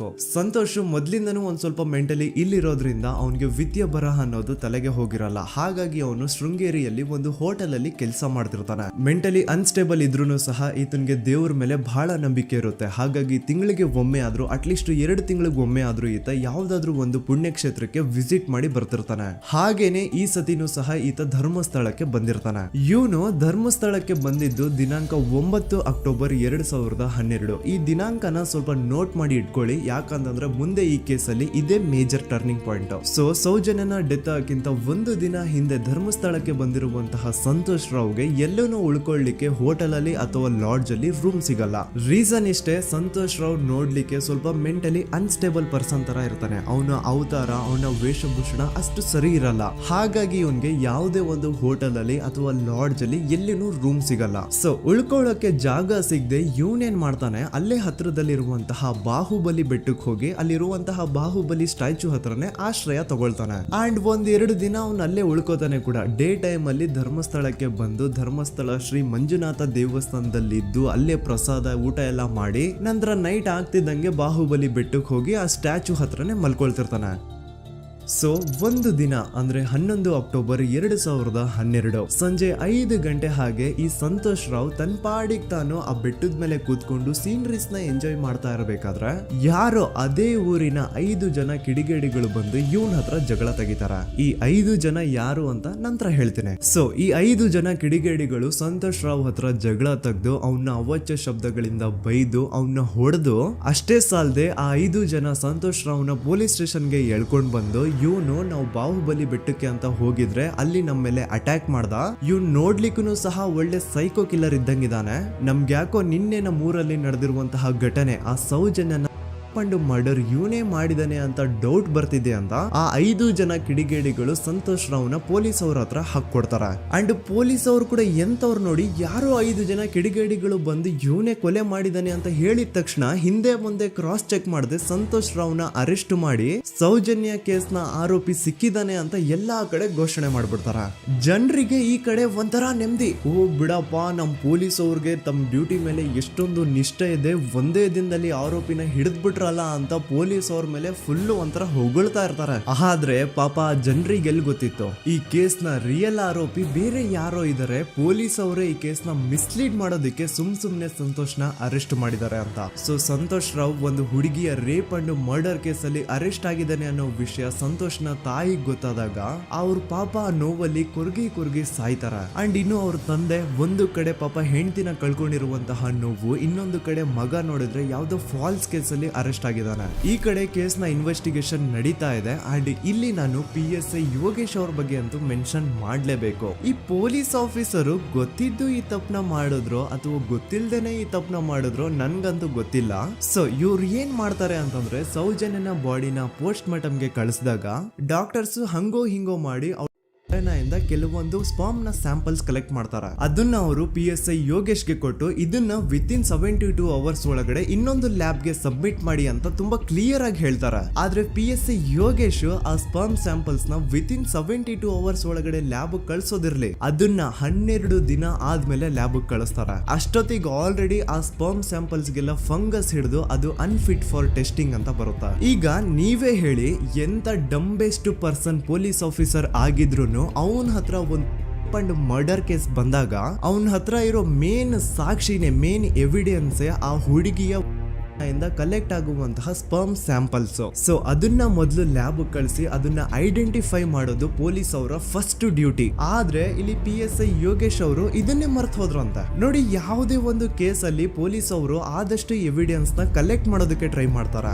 ಆದ್ರೆ ಈ ಒಂದು ಕೇಸ್ ಅಲ್ಲಿ ಮಾತ್ರ ಪೊಲೀಸ್ ಅವರು ಎವಿಡೆನ್ಸ್ ನ ಕಲೆಕ್ಟ್ ಮಾಡೋ ಬದಲಾಗಿ ಎವಿಡೆನ್ಸ್ ನ ಡಿಸ್ಟ್ರಾಯ್ ಮಾಡೋದ್ರಲ್ಲಿ ಮುಂದೆ ಇದ್ರು. ಅಷ್ಟೇ ಅಲ್ಲದೆ ಈ ಪೊಲೀಸ್ ಆಫೀಸರ್ ಸೇರ್ಕೊಂಡು ಸಂತೋಷ್ ರಾವ್ಗೆ ಸೆಲ್ ಅಲ್ಲಿ ಎಂತ ಟಾರ್ಚರ್, ಎಂತ ಹಿಂಸೆ ಕೊಡ್ತಾರೆ ಅಂದ್ರೆ ನೆನ್ಸ್ಕೊಂಡ್ರೆ ಮೈ ಜುಮ್ ಅನ್ನುತ್ತ. ಹೊಡಿಯೋದು, ಕೆಟ್ಟದಾಗ ಬೈಯೋದು, ಇದೆಲ್ಲ common. Most brutal parties Santosh ರಾವ್ನ ಪ್ಯಾಂಟ್ ಬಿಚ್ಚಿ ಅವನ ಪ್ರೈವೇಟ್ ಪಾರ್ಟ್ ಮೇಲೆ ಬಿಸಿ ಬಿಸಿ ಕುದೀತಾ ಇರುವಂತಹ ನೀರ್ ಚಲ್ತಾರ. ಈ ಕ್ರೈಮ್ ನೀನೇ ಮಾಡಿದ್ಯಾ ಅಂತ ಒಪ್ಕೋ, ಇಲ್ಲ ಅಂತಂದ್ರೆ ನಿನ್ನ ಸೆಲ್ ಒಳಗಡೆನೆ ಸಾಯಿಸ್ಬಿಡ್ತೀವಿ, ನಿನ್ನ ತಂದೆ ತಾಯಿ ಎಲ್ರು ಸಾಯಿಸ್ಬಿಡ್ತೀವಿ ಅಂತ ಬ್ಲಾಕ್ ಮೇಲ್ ಮಾಡ್ತಾರ. ನೋಡಿ, ಸಂತೋಷ್ ರಾವ್ ಜಾಗದಲ್ಲಿ ನನ್ನಂತ ನಿಮ್ಮಂತ ನಾರ್ಮಲ್ ಪರ್ಸನ್ ಯಾರಾದ್ರೂ ಇದ್ದಿದ್ರೆ ಪೊಲೀಸ್ ಅವರು ಕೊಡ್ತಿರುವಂತಹ ಹಿಂಸೆನ ತಡ್ಕೊಳಕ್ಕಾಗದೆ ಆ ಕ್ರೈಮ್ ಮಾಡಿಲ್ಲ ಅಂದ್ರೂ ಮಾಡಿದೀನಿ ಅಂತ ಒಪ್ಕೊಬಿಡ್ತಾ ಇದ್ವಿ. ಆದ್ರೆ ಸಂತೋಷ್ ರಾವ್ ಮೆಂಟಲಿ ಇಲ್ಲಿರೋದೇ ಅವನ್ಗೆ ಅಡ್ವಾಂಟೇಜ್ ಆಗೋಯ್ತು. ಪೊಲೀಸ್ಗಳು ಸಂತೋಷ್ ರಾವ್ಗೆ ಎಷ್ಟೇ ಹೊಡೆದ್ರು, ಎಷ್ಟೇ ಬೈದ್ರು, ಎಷ್ಟೇ ಬ್ಲಾಕ್ ಮೇಲ್ ಮಾಡಿದ್ರು ಸಂತೋಷ್ ರಾವ್ ಬಾಯಲ್ಲಿ ನಾನ್ ಈ ಕ್ರೈಮ್ ನ ಮಾಡಿಲ್ಲ ಅಂತಾನೆ ಬರುತ್ತೆ ಹೊರತು ಆ ಕ್ರೈಮ್ ನ ಅವನು ಒಪ್ಕೊಳ್ಳೋದೇ ಇಲ್ಲ. ದೆನ್ ಕೋರ್ಟ್ ಟ್ರಯಲ್ಸ್ ಸ್ಟಾರ್ಟ್ ಆಗುತ್ತೆ. ಈ ಕ್ರೈಮ್ ನ ಸಂತೋಷೇ ಮಾಡಿದಾನೆ ಅಂತ ಸೌಜನ್ಯ ಕಡೆಯ ಲಾಯರ್ ವಾದ ಮಾಡ್ತಾನೆ. ಅದಕ್ಕೆ ಆಪೋಸಿಟ್ ಆಗಿ ಸಂತೋಷ್ ರಾವ್ ಕಡೆಯಿಂದ ಒಬ್ರು ಲಾಯರ್ ಇಲ್ಲ, ಸಂತೋಷ್ ರಾವ್ ಈ ಕ್ರೈಮ್ ನ ಮಾಡ್ಲಿಕ್ಕೆ ಸಾಧ್ಯನೇ ಇಲ್ಲ ಅಂತ ವಾದ ಮಾಡ್ತಿರ್ತಾರೆ. ಅಂಡ್ ಕೋರ್ಟ್ ಇಂದ ಆಚೆಗಡೆ ಸಂತೋಷ್ ರಾವ್ ನ ಅಗೇನ್ಸ್ಟ್ ಸ್ಟೂಡೆಂಟ್ಸ್ ಪ್ರೊಟೆಸ್ಟ್ ನಡೆಯುತ್ತೆ, ಪಬ್ಲಿಕ್ ಪ್ರೊಟೆಸ್ಟ್ ನಡೆಯುತ್ತೆ. ಅರೆಸ್ಟ್ ಆಗಿರುವಂತಹ ಸಂತೋಷ್ ರಾವ್ಗೆ ಗಲ್ಲಿಗೇರಿಸ್ರಿ ಅಂತ ಅವ್ರು ಡಿಮ್ಯಾಂಡ್ ಮಾಡ್ತಿರ್ತಾರೆ. ಸೊ ಹೀಗೆ ಒಂದು 2-3 ವರ್ಷ ಕಳೆದು ಹೋಗುತ್ತೆ. ನಂತರ ಒಂದು ಕೋರ್ಟ್ ಟ್ರಯಲ್ ಅಲ್ಲಿ ಸಂತೋಷ್ ರಾವ್ ಪರವಾಗಿ ಹೋರಾಡ್ತಿದ್ದಂತಹ ಲಾಯರ್ ಯಾಕೆ ಈ ಕೇಸ್ ಅಲ್ಲಿ ಸಂತೋಷ್ ಆರೋಪಿ ಅಲ್ಲ ಅಂತ ಪ್ರೂವ್ ಮಾಡ್ಲಿಕ್ಕೆ ಕೆಲವೊಂದು ಪಾಯಿಂಟ್ಸ್ ನ ಮುಂದೆ ಇಡ್ತಾರೆ. ಅದೇನಂತಂದ್ರೆ, ಮೊದಲನೇದಾಗಿ ಸಂತೋಷ್ ರಾವ್ ಈ ಕ್ರೈಮ್ ನ ಮಾಡಿದಾನೆ ಅಂತ ಒಬ್ರು ಒಂದು ಐ ವಿಟ್ನೆಸ್ ಇರಲ್ಲ. ಇನ್ನೊಂದೇನು ಅಂತಂದ್ರೆ, ಯಾವೊಂದು ಕಂಡೀಷನ್ ಅಲ್ಲಿ, ಯಾವೊಂದು ಬ್ರೂಟಲ್ ಕಂಡೀಷನ್ ಅಲ್ಲಿ ಸೌಜನ್ಯನ ಬಾಡಿ ಸಿಕ್ಕಿತ್ತೋ ಅದನ್ನ ಗಮನದಲ್ಲಿಟ್ಕೊಂಡು ಸ್ವಲ್ಪ ಪ್ರಾಕ್ಟಿಕಲ್ ಆಗಿ ಥಿಂಕ್ ಮಾಡಿದ್ರೆ ಆ ಒಂದು ಭೀಕರ ಕ್ರೈಮ್ ನ ಒಬ್ನೇ ಮಾಡ್ಲಿಕ್ಕೆ ಸಾಧ್ಯನೇ ಇಲ್ಲ. ಇನ್ನೊಂದು ಪಾಯಿಂಟ್ ಏನು ಅಂತಂದ್ರೆ, ಸೌಜನ್ಯನ ಇಂದ ಪೊಲೀಸ್ ಅವ್ರಿಗೆ ಯಾವುದೇ ಸ್ಪರ್ಮ್ ಸ್ಯಾಂಪಲ್ ಸಿಗ್ಬಾರ್ದು ಅಂತ 6 ಇಂಚು ಅಷ್ಟು ಮಣ್ಣು ಹಾಕಿರ್ತಾರ. ಸೊ ಈಗ ನೀವೇ ಹೇಳಿ, ಮೆಂಟಲಿ ಇಲ್ಲಿರುವಂತಹ ಪರ್ಸನ್ಗೆ ಇಷ್ಟೊಂದು ಬುದ್ಧಿವಂತಿಕೆ ಇರುತ್ತಾ ಅನ್ಕೊಳ್ಳಿ. ಅಷ್ಟೊಂದು ಬುದ್ಧಿವಂತಿಕೆ ಅವ್ನಿಗಿದ್ರೂನು ಆ ಕ್ರೈಮ್ ಮಾಡಾದ್ಮೇಲೆ ಅವನ ಆ ಊರಿಂದ ಓಡ್ ಹೋಗ್ಬೋದಾಗಿತ್ತು. ಆದ್ರೆ ಮತ್ತ್ಯಾಕೆ ಅವನು ಅದೇ ಊರಲ್ಲೇ ಇರ್ತಾನೆ. ಅಂಡ್ ಸೌಜನ್ಯ ಕೊನೆಯದಾಗಿ ಪ್ರಕೃತಿ ಹಾಸ್ಪಿಟಲ್ ಮುಂದ್ಗಡೆಯಿಂದ ನಡ್ಕೊಂಡು ಹೋಗ್ತಾ ಇರ್ಬೇಕಾದ್ರೆ ಆ ಪ್ರಕೃತಿ ಹಾಸ್ಪಿಟಲ್ ನ ಸೆಕ್ಯೂರಿಟಿ ಗಾರ್ಡ್ ನೋಡ್ತಾನೆ. ಅಂಡ್ ಪ್ರಕೃತಿ ಹಾಸ್ಪಿಟಲ್ ನ ಆಚೆಗಡೆ CCTV ಕ್ಯಾಮರಾನು ಇರುತ್ತೆ. ಸಡನ್ಲಿ ಆ CCTV ಫುಟೇಜ್ ಕೂಡ ಕಾಣೆ ಆಗ್ಬಿಡುತ್ತಾ. ಇನ್ನೊಂದೇನು ಅಂತಂದ್ರೆ, ಸೌಜನ್ಯನ ಮರ್ಡರ್ ಆಗಿದ್ದು ನೆಕ್ಸ್ಟ್ ದಿನಾನೇ ಪೊಲೀಸ್ ಅವರು ಆರೋಪಿನ ಹಿಡಿದ್ರು. ಸೊ ಹಾಗಿದ್ದಾಗ ಆ ಕಲೆಕ್ಟ್ ಮಾಡಿರುವಂತಹ ಸ್ಪರ್ಮ್ ಸ್ಯಾಂಪಲ್ಸ್ ನ ಲ್ಯಾಬ್ ಗೆ ಕಳಿಸಿ ಇವನೇ ಆರೋಪಿ ಅಂತ ಕನ್ಫರ್ಮ್ ಮಾಡೋ ಬದಲಾಗಿ ಯಾಕೆ ಪೊಲೀಸ್ ಅವರು ಆ ಸ್ಪರ್ಮ್ ಸ್ಯಾಂಪಲ್ಸ್ ನ ತಮ್ಮ ಹತ್ರನೇ ಇಟ್ಕೊಂಡು 12 ದಿನವರೆಗೂ ಅದಕ್ಕೆ ಫಂಗಸ್ ಹಿಡಿಯೋವರೆಗೂ ಕಾದು ಆಮೇಲೆ ಅದನ್ನ ಲ್ಯಾಬ್ ಕಳಿಸಿದ್ರು. ಅಂಡ್ ಮೇನ್ ಇಂಪಾರ್ಟೆಂಟ್ ಆಗಿ ಸಂತೋಷ್ ರಾವ್ಗೆ ಒಂದು ಗುಪ್ತ ರೋಗ ಇರುತ್ತೆ, ಅದೇ ಫಿಮೋಸಿಸ್ ಅಂತ. ಈ ಕಾಯಿಲೆ ಏನು ಅಂತ ನಾನು ಈ ವಿಡಿಯೋದಲ್ಲಿ ಡೀಟೇಲ್ಡ್ ಆಗಿ ಎಕ್ಸ್ಪ್ಲೈನ್ ಮಾಡ್ಲಿಕ್ಕೆ ಆಗಲ್ಲ. ಜಸ್ಟ್ ತಿಳ್ಕೊಳ್ಳಿ, ಈ ಒಂದು ಕಾಯಿಲೆ ಇರೋರು ಇಂಟಿಮಸಿ ಮಾಡ್ಲಿಕ್ಕೆ ಆಗಲ್ಲ. ಇನ್ ಕೇಸ್ ಮಾಡಿದ್ರು ಅವರು ಸುಖ ಅಲ್ಲ ನರಕ ಕಾಣ್ತಾರ. ಸೊ ಇಷ್ಟೆಲ್ಲ ವ್ಯಾಲಿಡ್ ಪಾಯಿಂಟ್ಸ್, ಇಷ್ಟೆಲ್ಲ ಫ್ಯಾಕ್ಟ್ಸ್ ಕಣ್ ಮುಂದೆ ಇರಬೇಕಾದ್ರೆ ಸ್ಟಿಲ್ ಪೊಲೀಸ್ ಅವರು ಯಾಕೆ ಈ ಕ್ರೈಮ್ ನ ಸಂತೋಷ್ ರಾವೇ ಮಾಡಿದಾನೆ ಅಂತ ಇವನ್ ಹಿಂದೆ ಬಿದ್ದಿದ್ದಾರೆ. ಯಾಕೆ ಅವರು ಈ ಕ್ರೈಮ್ ಇವನ್ ಬಿಟ್ರೆ ಬೇರೆ ಯಾರಾದ್ರೂ ಮಾಡಿರ್ಬೋದಲ್ಲ ಅಂತ ಆ ಆಂಗಲ್ ಅಲ್ಲಿ ಇನ್ವೆಸ್ಟಿಗೇಷನ್ ಮಾಡ್ತಿಲ್ವಲ್ಲ ಅಂತ ಪೊಲೀಸ್ ಅವರ ಇನ್ವೆಸ್ಟಿಗೇಷನ್ ಮೇಲೆ ಈಗ ಕ್ವಶನ್ ಬರುತ್ತೆ. So after hearing all of this, ಎಲ್ಲರಿಗೂ ಈಗ ಪೊಲೀಸ್ ಅವರ ಇನ್ವೆಸ್ಟಿಗೇಷನ್ ಇನ್ವೆಸ್ಟಿಗೇಷನ್ ಮೇಲೆ ಡೌಟ್ ಬರುತ್ತೆ. ಅಂಡ್ ಈವನ್ ಸೌಜನ್ಯ ಅವ್ರ ಮನೆಯವರು ಕೂಡ ನಿಜವಾದ ಆರೋಪಿ ಸಂತೋಷ್ ಅಲ್ಲ ಅಂತ ತಮ್ಮ ಅಭಿಪ್ರಾಯನ ವ್ಯಕ್ತಪಡಿಸ್ತಾರೆ. ಆಗ ಅಲ್ಲಿವರೆಗೂ ಸಂತೋಷ್ ರಾವ್ನ ಗಲ್ಲಿಗೇರಿಸಿ ಅಂತ ಏನು student protest and public protest ಎಲ್ಲ ನಡೀತಾ ಇತ್ತು, ಈಗ ಅದೆಲ್ಲ ನಿಂತು ಹೋಗಿ ಎಲ್ಲಾ ಹೇಟ್ ರೈಡ್ ಪೊಲೀಸ್ ಅವ್ರ ಕಡೆಗೆ ಹೋಗುತ್ತೆ. ಪೊಲೀಸ್ ಅವರು ಈ ಕೇಸಲ್ಲಿ ಕರಪ್ಟ್ ಆಗಿದ್ದಾರೆ, ಪೊಲೀಸ್ ಅವರೇ ಸತ್ಯ ಮುಚ್ಚಿಡ್ಲಿಕ್ಕೆ ಟ್ರೈ ಮಾಡ್ತಿದ್ದಾರೆ. ಹಾಗಾಗಿ ಈ ಕೇಸ್ನ ಇನ್ಮುಂದೆ ಪೊಲೀಸ್ ಅವರಲ್ಲದೆ ಸಿಬಿಐ ಅವರು ಇನ್ವೆಸ್ಟಿಗೇಷನ್ ಮಾಡಬೇಕು, ಈ ಕೇಸ್ನ ಸಿಬಿಐ ಒಪ್ಸಿ ಅಂತ ಅಗೇನ್ ಪ್ರೊಟೆಸ್ಟ್ ಗಳು ಸ್ಟಾರ್ಟ್ ಆಗ್ತವೆ. ಸೊ ಧರ್ಮಸ್ಥಳದಲ್ಲಿ ಇಷ್ಟೊಂದು ಹೋರಾಟಗಳಾಗ್ತಿದಾವೆ, ಒಬ್ಳು ಹುಡುಗಿ ಜೊತೆ ಇಷ್ಟೊಂದು ಅನ್ಯಾಯ ಆಗಿದೆ, ಆದ್ರೂ ಸಹ ಧರ್ಮಾಧಿಕಾರಿ ಏನು ಮಾತೇ ಆಡ್ತಿಲ್ವಲ್ಲ ಈ ಹುಡುಗಿ ಬಗ್ಗೆ ಅಂತ ಜನರು ಪ್ರಶ್ನೆ ಮಾಡಿದಾಗ ಆಗ ಧರ್ಮಾಧಿಕಾರಿನೂ ಜನರು ಮುಂದೆ ಬಂದ್ಬಿಟ್ಟು ಈ ಕೇಸ್ನ ಸಿಬಿಐ ಒಪ್ಸಿ ಅಂತ ಹೋರಾಟ ಮಾಡ್ತಾರ. ನಂತರ ಈ ಒಂದು ಕೇಸು ಪೊಲೀಸ್ ಅವರಿಂದ ಸಿಬಿಐ ಕೈಗೆ ಹೋಗುತ್ತೆ. ಸಿಬಿಐ ಕೈಗೆ ಹೋಗಿದ ತಕ್ಷಣ ಇಲ್ಲೇನು ಸತ್ಯ ಹೊರಗೆ ಬಂದಿಲ್ಲ. ಆ ಸಿಬಿಐ ಅವರು 3-4 ವರ್ಷ ಟೈಮ್ ತಗೊಂಡು ಮತ್ತೆ ಈ ಒಂದು ಕೇಸ್ನ ರೀ ಇನ್ವೆಸ್ಟಿಗೇಷನ್ ಮಾಡ್ತಾರ. ಆದ್ರೆ ಅಲ್ಲೇನು ಇನ್ವೆಸ್ಟಿಗೇಷನ್ ಮಾಡ್ಲಿಕ್ಕೆ ಉಳ್ದೇ ಇರಲ್ಲ. ಆ ಪೊಲೀಸ್ ಅವರು ಅವ್ರ ಕೈಯಲ್ಲಿ ಈ ಕೇಸು ಇದ್ದಷ್ಟು ದಿನ ಎಷ್ಟಾಗುತ್ತೋ ಅಷ್ಟು ಎವಿಡೆನ್ಸ್ ನ ಡಿಸ್ಟ್ರಾಯ್ ಮಾಡ್ಬಿಟ್ಟಿರ್ತಾರ. ಸೊ ಹಾಗಾಗಿ ಅಲ್ಲಿ ಸಿಬಿಐ ಅವ್ರಿಗೆ ಇನ್ವೆಸ್ಟಿಗೇಷನ್ ಮಾಡ್ಲಿಕ್ಕೆ ಏನ್ ಉಳ್ದೇ ಇರಲ್ಲ. ಆದ್ರೂ ಸ್ಟಿಲ್ ಅವರು 3-4 ಇಯರ್ಸ್ ಟೈಮ್ ತಗೊಂಡು ನಂತರ ಫೈನಲಿ ಒಂದು ರಿಪೋರ್ಟ್ ನ ಕೋರ್ಟ್ ಗೆ ಸಬ್ಮಿಟ್ ಮಾಡ್ತಾರ. ಅಂಡ್ ಸಿಬಿಐ ಅವರು ಕೋರ್ಟ್ ಗೆ ಸಬ್ಮಿಟ್ ಮಾಡಿರುವಂತಹ ಆ ಒಂದು ರಿಪೋರ್ಟ್ ಅಲ್ಲಿ ಏನಿತ್ತು ಅಂದ್ರೆ ಸಿಬಿಐ ಇನ್ವೆಸ್ಟಿಗೇಷನ್ ಕನ್ಫರ್ಮ್ಸ್ ದಟ್ ಈ ಒಂದು ಕ್ರೈಮ್ ನ ಸಂತೋಷ್ ರಾವ್ ಮಾಡಿದಾನೆ ಅಂತ. ಆದ್ರೆ ಐರೋನಿ ಈಸ್ ಇದೇ ಒಂದು ರಿಪೋರ್ಟ್ ಅಲ್ಲಿ ಇವ್ರು ಏನ್ ಹೇಳ್ತಾರೆ ಅಂದ್ರೆ ಅವ್ರಿಗೆ ಯಾವುದೇ ತರ ಎವಿಡೆನ್ಸ್ ಸಿಕ್ಕಿಲ್ಲ ಅಂತ. ಯಾಕಂದ್ರೆ ಈ ಸೌಜನ್ಯ ಕೇಸು ಪೊಲೀಸ್ ಅವ್ರ ಕೈಯಲ್ಲಿ ಇದ್ದಾಗ ಪೊಲೀಸ್ ಅವರು ತಮ್ಮ ನಿರ್ಲಕ್ಷ್ಯದಿಂದ ಎಲ್ಲಾ ಎವಿಡೆನ್ಸ್ ನ ಕಳ್ಕೊಂಡ್ಬಿಟ್ಟಿರ್ತಾರ. ಅಂತದ್ರಲ್ಲಿ ಯಾವ ಒಂದು ಆಧಾರದ ಮೇಲೆ ಇವರು ಸಂತೋಷ್ ರಾವ್ ಈ ಕ್ರೈಮ್ ನ ಮಾಡಿದ್ದಾರೆ ಅಂತ ಕ್ವಶನ್ ಮಾಡಿದಾಗ ಸಿಬಿಐ ಅವ್ರ ಕಡೆಯಿಂದ ನೋ ಆನ್ಸರ್. ನೋಡಿ, ಮೊದ್ಲು ಈ ಒಂದು ಕೇಸ್ ನ ಪೊಲೀಸ್ ಅವರು ಇನ್ವೆಸ್ಟಿಗೇಷನ್ ಮಾಡಿ ನಂತರ ಈ ಒಂದು ಕೇಸು ಸಿಬಿಐ ಅವ್ರ ಕೈಗೆ ಹೋಗಿ ಅವರು 3-4 ವರ್ಷ ಟೈಮ್ ತಗೊಂಡು ಇನ್ವೆಸ್ಟಿಗೇಷನ್ ಮಾಡಿ ದೆನ್ ಫೈನಲ್ ರಿಪೋರ್ಟ್ ನ ಕೋರ್ಟ್ ಗೆ ಸಬ್ಮಿಟ್ ಮಾಡೋಷ್ಟ್ರಲ್ಲಿ ಸುಮಾರು 5-6 ವರ್ಷ ಕಳೆದು ಹೋಗಿರುತ್ತೆ. ಅಂಡ್ ಸ್ಟಿಲ್ ಈ ಒಂದು ಕೇಸಲ್ಲಿ ಏನೂ ಕನ್ಕ್ಲೂಷನ್ ಸಿಕ್ಕಿರಲ್ಲ. ಎವ್ರಿ ಇಯರ್ ಸೌಜನ್ಯನ ಬರ್ತ್ಡೇ ಇದ್ದಾಗ ಅಥವಾ ತಿಥಿ ಇದ್ದಾಗ ಅವಳನ್ನ ನೆನೆಸ್ಕೊಂಡು ಅವಳ ಹೆಸರಲ್ಲಿ public protest and student protest ನಡೀತಾನೆ ಇರ್ತವೆ. ಸೊ ಒಂದು ದಿನ ಈ ಒಂದು ಪ್ರೊಟೆಸ್ಟ್ ಗಳ ನ್ಯೂಸ್ ಗಿರೀಶ್ ಮುಟ್ಟಣ್ಣನವರ ಗಮನಕ್ಕೆ ಬರುತ್ತೆ. ಯಾರು ಈ ಗಿರೀಶ್ ಮುಟ್ಟಣ್ಣನವರ ಅಂದ್ರೆ ಇವರು very honest X police man. ನೀವು ನಂಬಲ್ಲ, ಇವ್ರು ಪೊಲೀಸ್ ಆಫೀಸರ್ ಇದ್ದಾಗ ಪಬ್ಲಿಕ್ ಅಲ್ಲಿ ಒಬ್ಬ MLA ಹೊಡೆದಿರ್ತಾರ. ಅಷ್ಟೇ ಅಲ್ಲ, ಪೊಲೀಸ್ ಡಿಪಾರ್ಟ್ಮೆಂಟ್ ಅಲ್ಲಿ ಕರಪ್ಷನ್ ಇದೆ, ಕರಪ್ಷನ್ ಇದ್ದಿದ್ ಕಡೆ ನಾನ್ ಇರಲ್ಲ ಅಂತ ಹೇಳ್ಬಿಟ್ಟು ತಮ್ಮ ಪೊಲೀಸ್ ಡ್ಯೂಟಿನ ಬಿಟ್ಬಿಟ್ಟು ಈಗ ಸಮಾಜದಲ್ಲಿ ಏನೇ ಅನ್ಯಾಯ ಆಗಿದ್ರು ಅದ್ರ ಅಗೇನ್ಸ್ಟ್ ವಾಯ್ಸ್ ರೈಸ್ ಮಾಡ್ತಿದಾರ. ಸೊ ಈ ಗಿರೀಶ್ ಮುಟ್ಟಣ್ಣನವರಿಗೆ ಸೌಜನ್ಯ ಕೇಸ್ ಬಗ್ಗೆ ಗೊತ್ತಾದಾಗ ಅವ್ರಿಗೆ ಈ ಕೇಸು ತುಂಬಾನೇ ಕಾಡುತ್ತೆ. ಅಲ್ಲ, ಇಷ್ಟೊಂದು ವರ್ಷಗಳಾಗೋಯ್ತು ಆ ಹುಡುಗಿ ಜೊತೆ ಅನ್ಯಾಯ ಆಗಿ, ಸ್ಟಿಲ್ ಈ ಒಂದು ಕೇಸ್ ನ ಕನ್ಕ್ಲೂಷನ್ ಸಿಕ್ತಿಲ್ವಲ್ಲ, ಏನ್ ನಡೀತಿದೆ ಧರ್ಮಸ್ಥಳದಲ್ಲಿ ಅರ್ಥ ಆಗ್ತಿಲ್ವಲ್ಲ ಅಂತ ಈ ಗಿರೀಶ್ ಅವರು ತಮ್ಮ ಹಳೆ ಪೊಲೀಸ್ ಕಾಂಟ್ಯಾಕ್ಟ್ಸ್ ನ ಯೂಸ್ ಮಾಡ್ಕೊಂಡು ಆ ಸೌಜನ್ಯ ಕೇಸ್ ಫೈಲ್ ನ ಒಂದು ಕಾಪಿನ ತಮ್ಮ ಹತ್ರ ತರಿಸ್ಕೋತಾರ. ಆ ಒಂದು ಕೇಸ್ ಫೈಲ್ ಅಲ್ಲಿ ಸೌಜನ್ಯ ಬಗ್ಗೆ ಅಷ್ಟೇ ಅಲ್ಲದೆ ಸಂತೋಷ್ ರಾವ್ ಬಗ್ಗೆನೂ ಇನ್ಫಾರ್ಮೇಶನ್ ಇರುತ್ತೆ. ಅಂಡ್ ಗಿರೀಶ್ ಅವರು ಸಂತೋಷ್ ಬಗ್ಗೆ ಇರುವಂತಹ ಇನ್ಫಾರ್ಮೇಶನ್ ನೋಡ್ತಾ ಇರ್ಬೇಕಾದ್ರೆ ಅವರು ಒಂದು ವಿಷಯನ ನೋಟಿಸ್ ಮಾಡ್ತಾರ. ಅದೇನಂತಂದ್ರೆ ಪೊಲೀಸ್ ಅವರು ಸಂತೋಷ್ ರಾವ್ನ ಬರೀ ಸೌಜನ್ಯ ಕೇಸಲ್ಲಿ ಒಂದೇ ಫಿಟ್ ಮಾಡಿರಲ್ಲ, ಸೌಜನ್ಯ ಸಾಯೋಕ್ಕಿಂತ 20 ದಿನ ಹಿಂದೆ ಧರ್ಮಸ್ಥಳದಲ್ಲೇ ನಡೆದಿರುವಂತಹ ಒಂದು ಕ್ರೈಮ್ ಅಲ್ಲಿನೂ ಸಹ ಸಂತೋಷ್ ರಾವ್ ಆರೋಪಿ ಅಂತ ಮೆನ್ಷನ್ ಮಾಡಿರ್ತಾರ. ಸೊ ಸೌಜನ್ಯ ಕೇಸ್ ಬಿಟ್ಟು ಆ ಇನ್ನೊಂದು ಕೇಸ್ ಯಾವುದು, ಅದಕ್ಕೂ ಸಂತೋಷ್ಗೂ ಏನ್ ಸಂಬಂಧ, ಅದ್ರಲ್ಲಿ ಯಾಕೆ ಸಂತೋಷ್ನ ಪೊಲೀಸ್ ಅವರು ಫಿಟ್ ಮಾಡಿದ್ರು ಅಂತ ಪ್ರತಿಯೊಂದು ಹೇಳ್ತೀನಿ. ಆದ್ರೆ ನಾನಿಲ್ಲಿ ಯಾರ್ದು ರಿಯಲ್ ನೇಮ್ಸ್ ನ ಬಳಸಲ್ಲ. ಯಾಕಂದ್ರೆ ಮುಂದೆ ಕೇಸಲ್ಲಿ ತುಂಬಾ ದೊಡ್ಡ ಪವರ್ಫುಲ್ ವ್ಯಕ್ತಿಗಳ ಹೆಸರುಗಳು ಬರ್ತವೆ. ಅಂಡ್ ನನ್ ವಿಡಿಯೋ ಯೂಟ್ಯೂಬ್ ಇಂದ ಡಿಲೀಟ್ ಆಗೋದು ನನ್ಗೆ ಇಷ್ಟ ಇಲ್ಲ. ಹಾಗಾಗಿ ನಾನಿಲ್ಲಿ ಯಾರ್ದು ರಿಯಲ್ ನೇಮ್ಸ್ ನ ಬಳಸ್ತಿಲ್ಲ. ಬಟ್ ಯಾರ ಬಗ್ಗೆ ಹೇಳ್ತಿದ್ದೀನಿ ಅಂತ ಒಂದ್ ಸ್ವಲ್ಪ ನೀವೇ ಅರ್ಥ ಮಾಡ್ಕೊಳ್ಳಿ.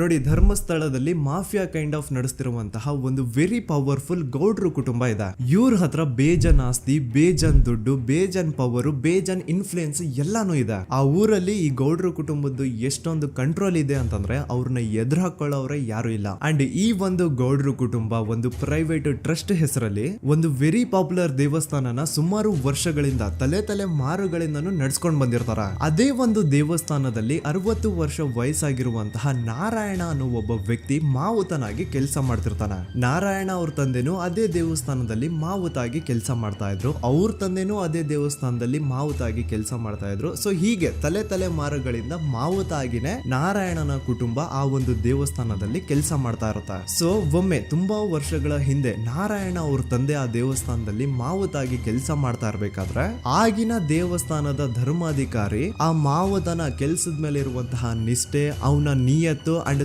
ತಲೆಮಾರುಗಳಿಂದ ಅವರು ದೇವಸ್ಥಾನಕ್ಕೆ ಸಲ್ಲಿಸ್ತಿರುವಂತಹ ಸೇವೆನ ಮೆಚ್ಚಿ ಆ ಧರ್ಮಾಧಿಕಾರಿ ಆ ನಾರಾಯಣ ಅವ್ರ ತಂದೆ ಆ ಮಾವುತನಿಗೆ ಒಂದು ಜಮೀನ್ ಕೊಡ್ತಾರೆ ಆಸ್ ಎ ಗಿಫ್ಟ್ ಆಗಿ. ಸೊ ಈಗ ಫ್ಲಾಶ್ ಬ್ಯಾಕ್ ಇಂದ ಒಂದ್ ಸ್ವಲ್ಪ ಮುಂದೆ ಬರುವ 2010-11ರಲ್ಲಿ ಯಾವೊಂದು ಜಮೀನ ಆಗಿನ ಧರ್ಮಾಧಿಕಾರಿ ನಾರಾಯಣ ಅವ್ರ ತಂದೆಗೆ ಆಸ್ ಎ ಗಿಫ್ಟ್ ಆಗಿ ಕೊಟ್ಟಿದ್ರು, ಈಗ ನಾರಾಯಣ ಅವ್ರ ತಂದೆ ಸತ್ ಹೋಗಿ ಆ ಒಂದು ಜಮೀನು ನಾರಾಯಣ ಹೆಸರಿಗೆ ಆಗಿರುತ್ತೆ. ಅಂಡ್ ಆಗಷ್ಟೇ ಗೊತ್ತಾಗುತ್ತೆ ಆ ಜಮೀನ ವೆರಿ ಆಪೋಸಿಟ್ ಒಂದು ದೊಡ್ಡ ಹೈವೇ ಬರ್ತಿದೆ ಅಂಡ್ ಅದರಿಂದ ಜಮೀನ ರೇಟು 10 ಪಟ್ಟು ಜಾಸ್ತಿ ಆಗುತ್ತೆ ಅಂತ. ಸೊ ಈ ವಿಷಯ ಗೊತ್ತಾಗಿ ನೋಡಿ ದಾನ ಮಾಡದಂತಹ ಧರ್ಮಾಧಿಕಾರಿ ಅಂತೂ ಸತ್ ಹೋದ್ರು, ಆದ್ರೆ ಅವ್ರ ಮುಂದಿನ ಪೀಳಿಗೆ ಅವ್ರಿಗೆ ಈ ಜಮೀನ್ ಮೇಲೆ ಕಣ್ಬಿದ್ದು ನಾರಾಯಣ ಅವ್ರ ಹತ್ರ ಆ ಜಾಗನ ವಾಪಸ್ ಕೇಳ್ತಾರ. ಆದ್ರೆ ನಾರಾಯಣ ಕೊಡಲ್ಲ. ಇಲ್ಲ ನಾನ್ ಯಾಕೆ ಕೊಡ್ಲಿ, ನಮ್ ತಂದೆಯಿಂದ ಸಿಕ್ಕಿರುವಂತಹ ಜಮೀನ್ ಇದು, ನಮ್ ತಂದೆಯ ಕೊನೆ ಗುರುತು ಇದು ನನ್ನ ಹತ್ರ ಇರೋದು, ಸೊ ಇದನ್ನ ನಾನು ಯಾವುದೇ ಕಾರಣಕ್ಕೂ ಬಿಟ್ಕೊಡಲ್ಲ ಅಂತ ಆ ಗೌಡ್ರು ಕುಟುಂಬನ ನಾರಾಯಣ ಎದುರು ಹಾಕೋತಾರ.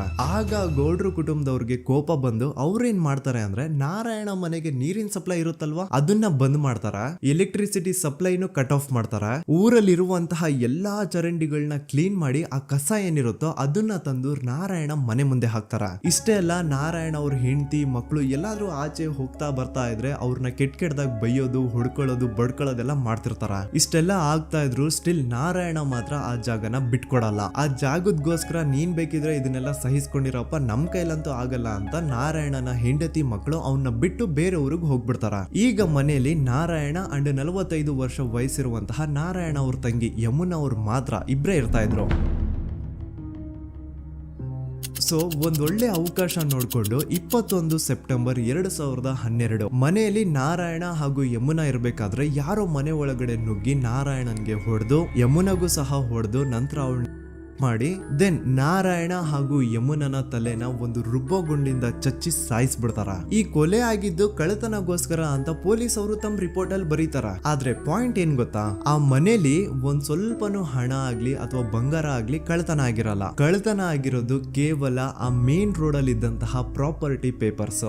ಎಂತ ಕೋಇನ್ಸಿಡೆನ್ಸ್ ನೋಡಿ, ಯಾವ ಒಂದು ಜಮೀನಿನ ಪತ್ರ ನಾರಾಯಣ ಮನೆಯಿಂದ ಕಳ್ಳತನ ಆಗಿದ್ವೋ ಅದೇ ಒಂದು ಜಮೀನಲ್ಲಿ 10 ವರ್ಷ ಆದ ನಂತರ ಒಂದು ದೊಡ್ಡ ಹೋಟೆಲ್ ಸ್ಥಾಪನೆ ಆಗುತ್ತೆ ಅಂಡ್ ಆ ಹೋಟೆಲ್ ನ ಇನಾಗ್ರೇಷನ್ ಗೆ ಚಿಕ್ಕ ಗೌಡ್ರು ಬರ್ತಾರ. ಸೊ ಈಗೇನು ನಾರಾಯಣ ಹಾಗೂ ಯಮುನನ ಕೊಲೆ ಆಗಿದ್ಯೋ ಇದಾಗಿದ್ದು 20 ದಿನ ಆದ್ಮೇಲೆ ಸೌಜನ್ಯ ಜೊತೆ ಅಂತ ನಿರ್ದಯ ಘಟನೆ ಆಗಿದ್ದು. ಸೊ ಪೊಲೀಸ್ ಅವರು ಸೌಜನ್ಯ ಕೇಸಲ್ಲಿ ಸಂತೋಷ್ ರಾವ್ನ ಫಿಟ್ ಮಾಡೋದಲ್ದೆ ಈ ಒಂದು ನಾರಾಯಣ ಹಾಗೂ ಯಮುನಾ ಕೇಸಲ್ಲೂ ಸಹ ಸಂತೋಷ್ ರಾವ್ನೆ ಫಿಟ್ ಮಾಡಿರ್ತಾರ. ಇಲ್ಲಿ ಡೇಟ್ಸ್ ನ ಸ್ವಲ್ಪ ನೆನ್ಪಿಟ್ಕೊಳ್ಳಿ. ನಾರಾಯಣ ಹಾಗೂ ಯಮುನನ ಕೊಲೆ ಆಗಿದ್ದು 21 ಸೆಪ್ಟೆಂಬರ್ 2012 ಅಂಡ್ ಸಂತೋಷ್ ರಾವ್ ಧರ್ಮಸ್ಥಳ ಬಂದಿದ್ದು 9 ಅಕ್ಟೋಬರ್ 2012, 20 ದಿನ ಆದ್ಮೇಲೆ. ಸೊ ನಾರಾಯಣ ಹಾಗೂ ಯಮುನನ ಕೊಲೆ ಆದಾಗ ಊರಲ್ಲೇ ಇಲ್ದೆ ಎಲ್ಲೋ ಶೃಂಗೇರಿಯಲ್ಲಿ ಯಾವುದೋ ಒಂದು ಹೋಟೆಲ್ ಅಲ್ಲಿ ಕೆಲಸ ಮಾಡ್ತಿದ್ದಂತಹ ಸಂತೋಷ್ ರಾವ್ ಹೇಗೆ ಈ ಒಂದು ಕೇಸಲ್ಲಿ ಆರೋಪಿ ಆಗ್ತಾನೆ? ಸೊ ಇದೇ ಒಂದು ಪಾಯಿಂಟ್ ನ ನೋಟಿಸ್ ಮಾಡಿ ಗಿರೀಶ್ ಮುಟ್ಟಣ್ಣನವರು ಧರ್ಮಸ್ಥಳಕ್ಕೆ ಬಂದು ಸಂತೋಷ್ ನ ಲಾಯರ್ ಜೊತೆ ಡಿಸ್ಕಸ್ ಮಾಡ್ತಾರ.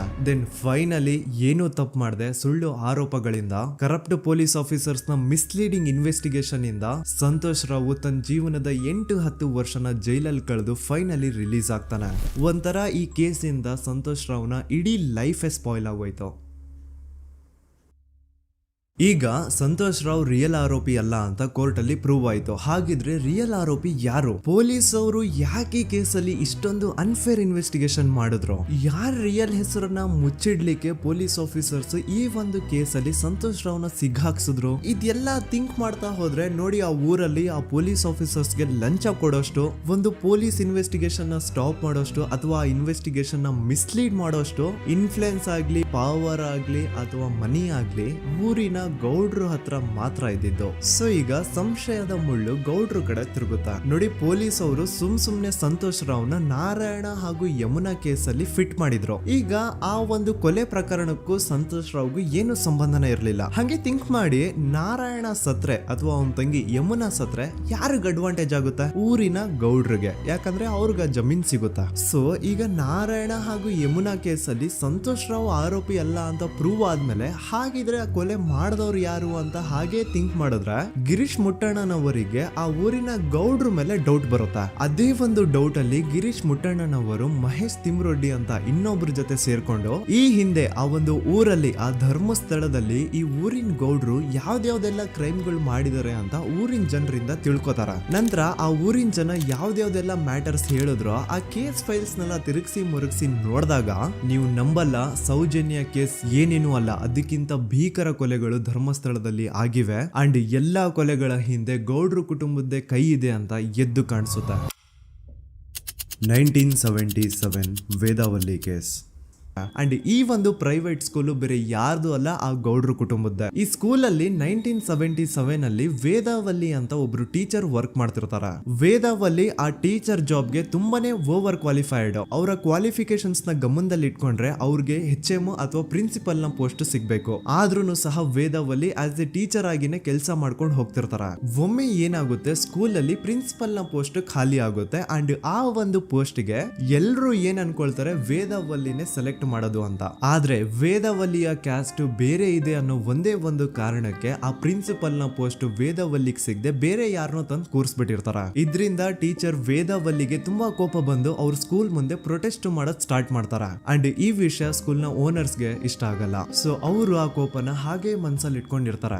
ಒಮ್ಮೆ ಏನಾಗುತ್ತೆ, ಸ್ಕೂಲ್ ರಜೆ ಇರುತ್ತೆ, ವೇದಾವಲ್ಲಿ ಮನೇಲಿ ಇರ್ತಾರ ಅಂಡ್ ಅವ್ರ ಹಸ್ಬೆಂಡ್ ಡಾಕ್ಟರ್ ಅರಳೆ ಅವ್ರಿಗೆ ಯಾವ್ದೋ ಬೇರೆ ಊರಲ್ಲಿ ಒಂದು ಕಾಲೇಜ್ ಅಲ್ಲಿ ಸೆಮಿನಾರ್ ಏನೋ ಇರುತ್ತೆ. ಸೊ ಅವರು ಅಲ್ಲಿಗೆ ಹೋಗಿರ್ತಾರೆ.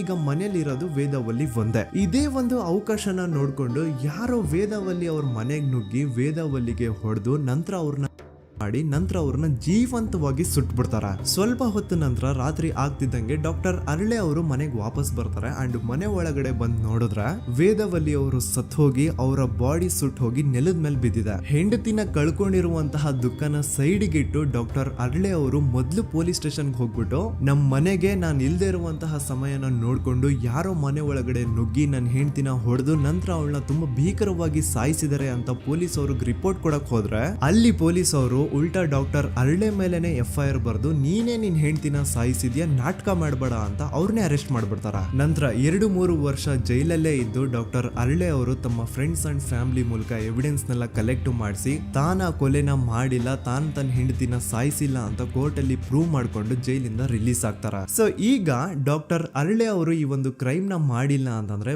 ವೇದಾವಲ್ಲಿನ ಅಷ್ಟು ಭೀಕರವಾಗಿ ಸಾಯಿಸಿದವ್ರು ಯಾರು, ಈ ವಿಷಯ ಇವತ್ತಿನವರೆಗೂ ಗೊತ್ತಾಗಿಲ್ಲ.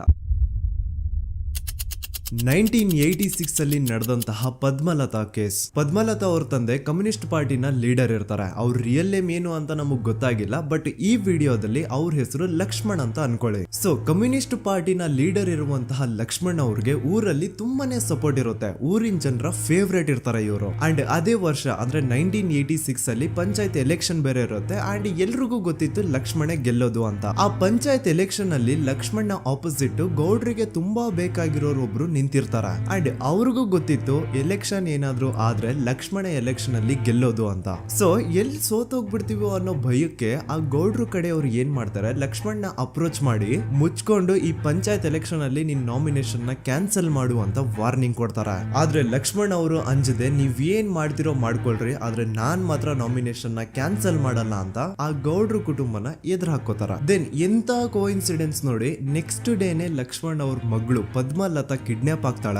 ಸುಮಾರು 56 ದಿನ ಅವಳನ್ನ ಯಾರೋ ಕಿಡ್ನಾಪ್ ಮಾಡ್ತಾರೆ ಅಂಡ್ ಆ 56 ದಿನ ಡೈಲಿ ಅವಳನ್ನ ಶೋಷಣೆ ಕೂಡ ಮಾಡ್ತಾರ. ನಂತರ 56 ದಿನ ಆದ್ಮೇಲೆ ಪದ್ಮಲತನ ಬಾಡಿ ನೇತ್ರಾವತಿ ನದಿಲಿ ತೇಲ್ತಾ ಸಿಗುತ್ತಾ. ಆಸ್ ಎಕ್ಸ್ಪೆಕ್ಟೆಡ್ ಈ ಕೇಸಲ್ಲೂ ಪೊಲೀಸ್ ಅವ್ರ ಕಡೆಯಿಂದ ಪ್ರಾಪರ್ ಇನ್ವೆಸ್ಟಿಗೇಷನ್ ಆಗಲ್ಲ ಅಂಡ್ ಯಾರ್ ಪದ್ಮಲತನ ಕಿಡ್ನಾಪ್ ಮಾಡಿದ್ರು, ಯಾರು ಅವಳನ್ನ 15 ದಿನವರೆಗೂ ಶೋಷಣೆ ಮಾಡಿ ನಂತರ ಅವಳನ್ನ ಅಷ್ಟು ಭೀಕರವಾಗಿ ಸಾಯಿಸಿದ್ರು ಅಂತ ಇವತ್ತಿನ ದಿನದವರೆಗೂ ಗೊತ್ತಾಗಿಲ್ಲ.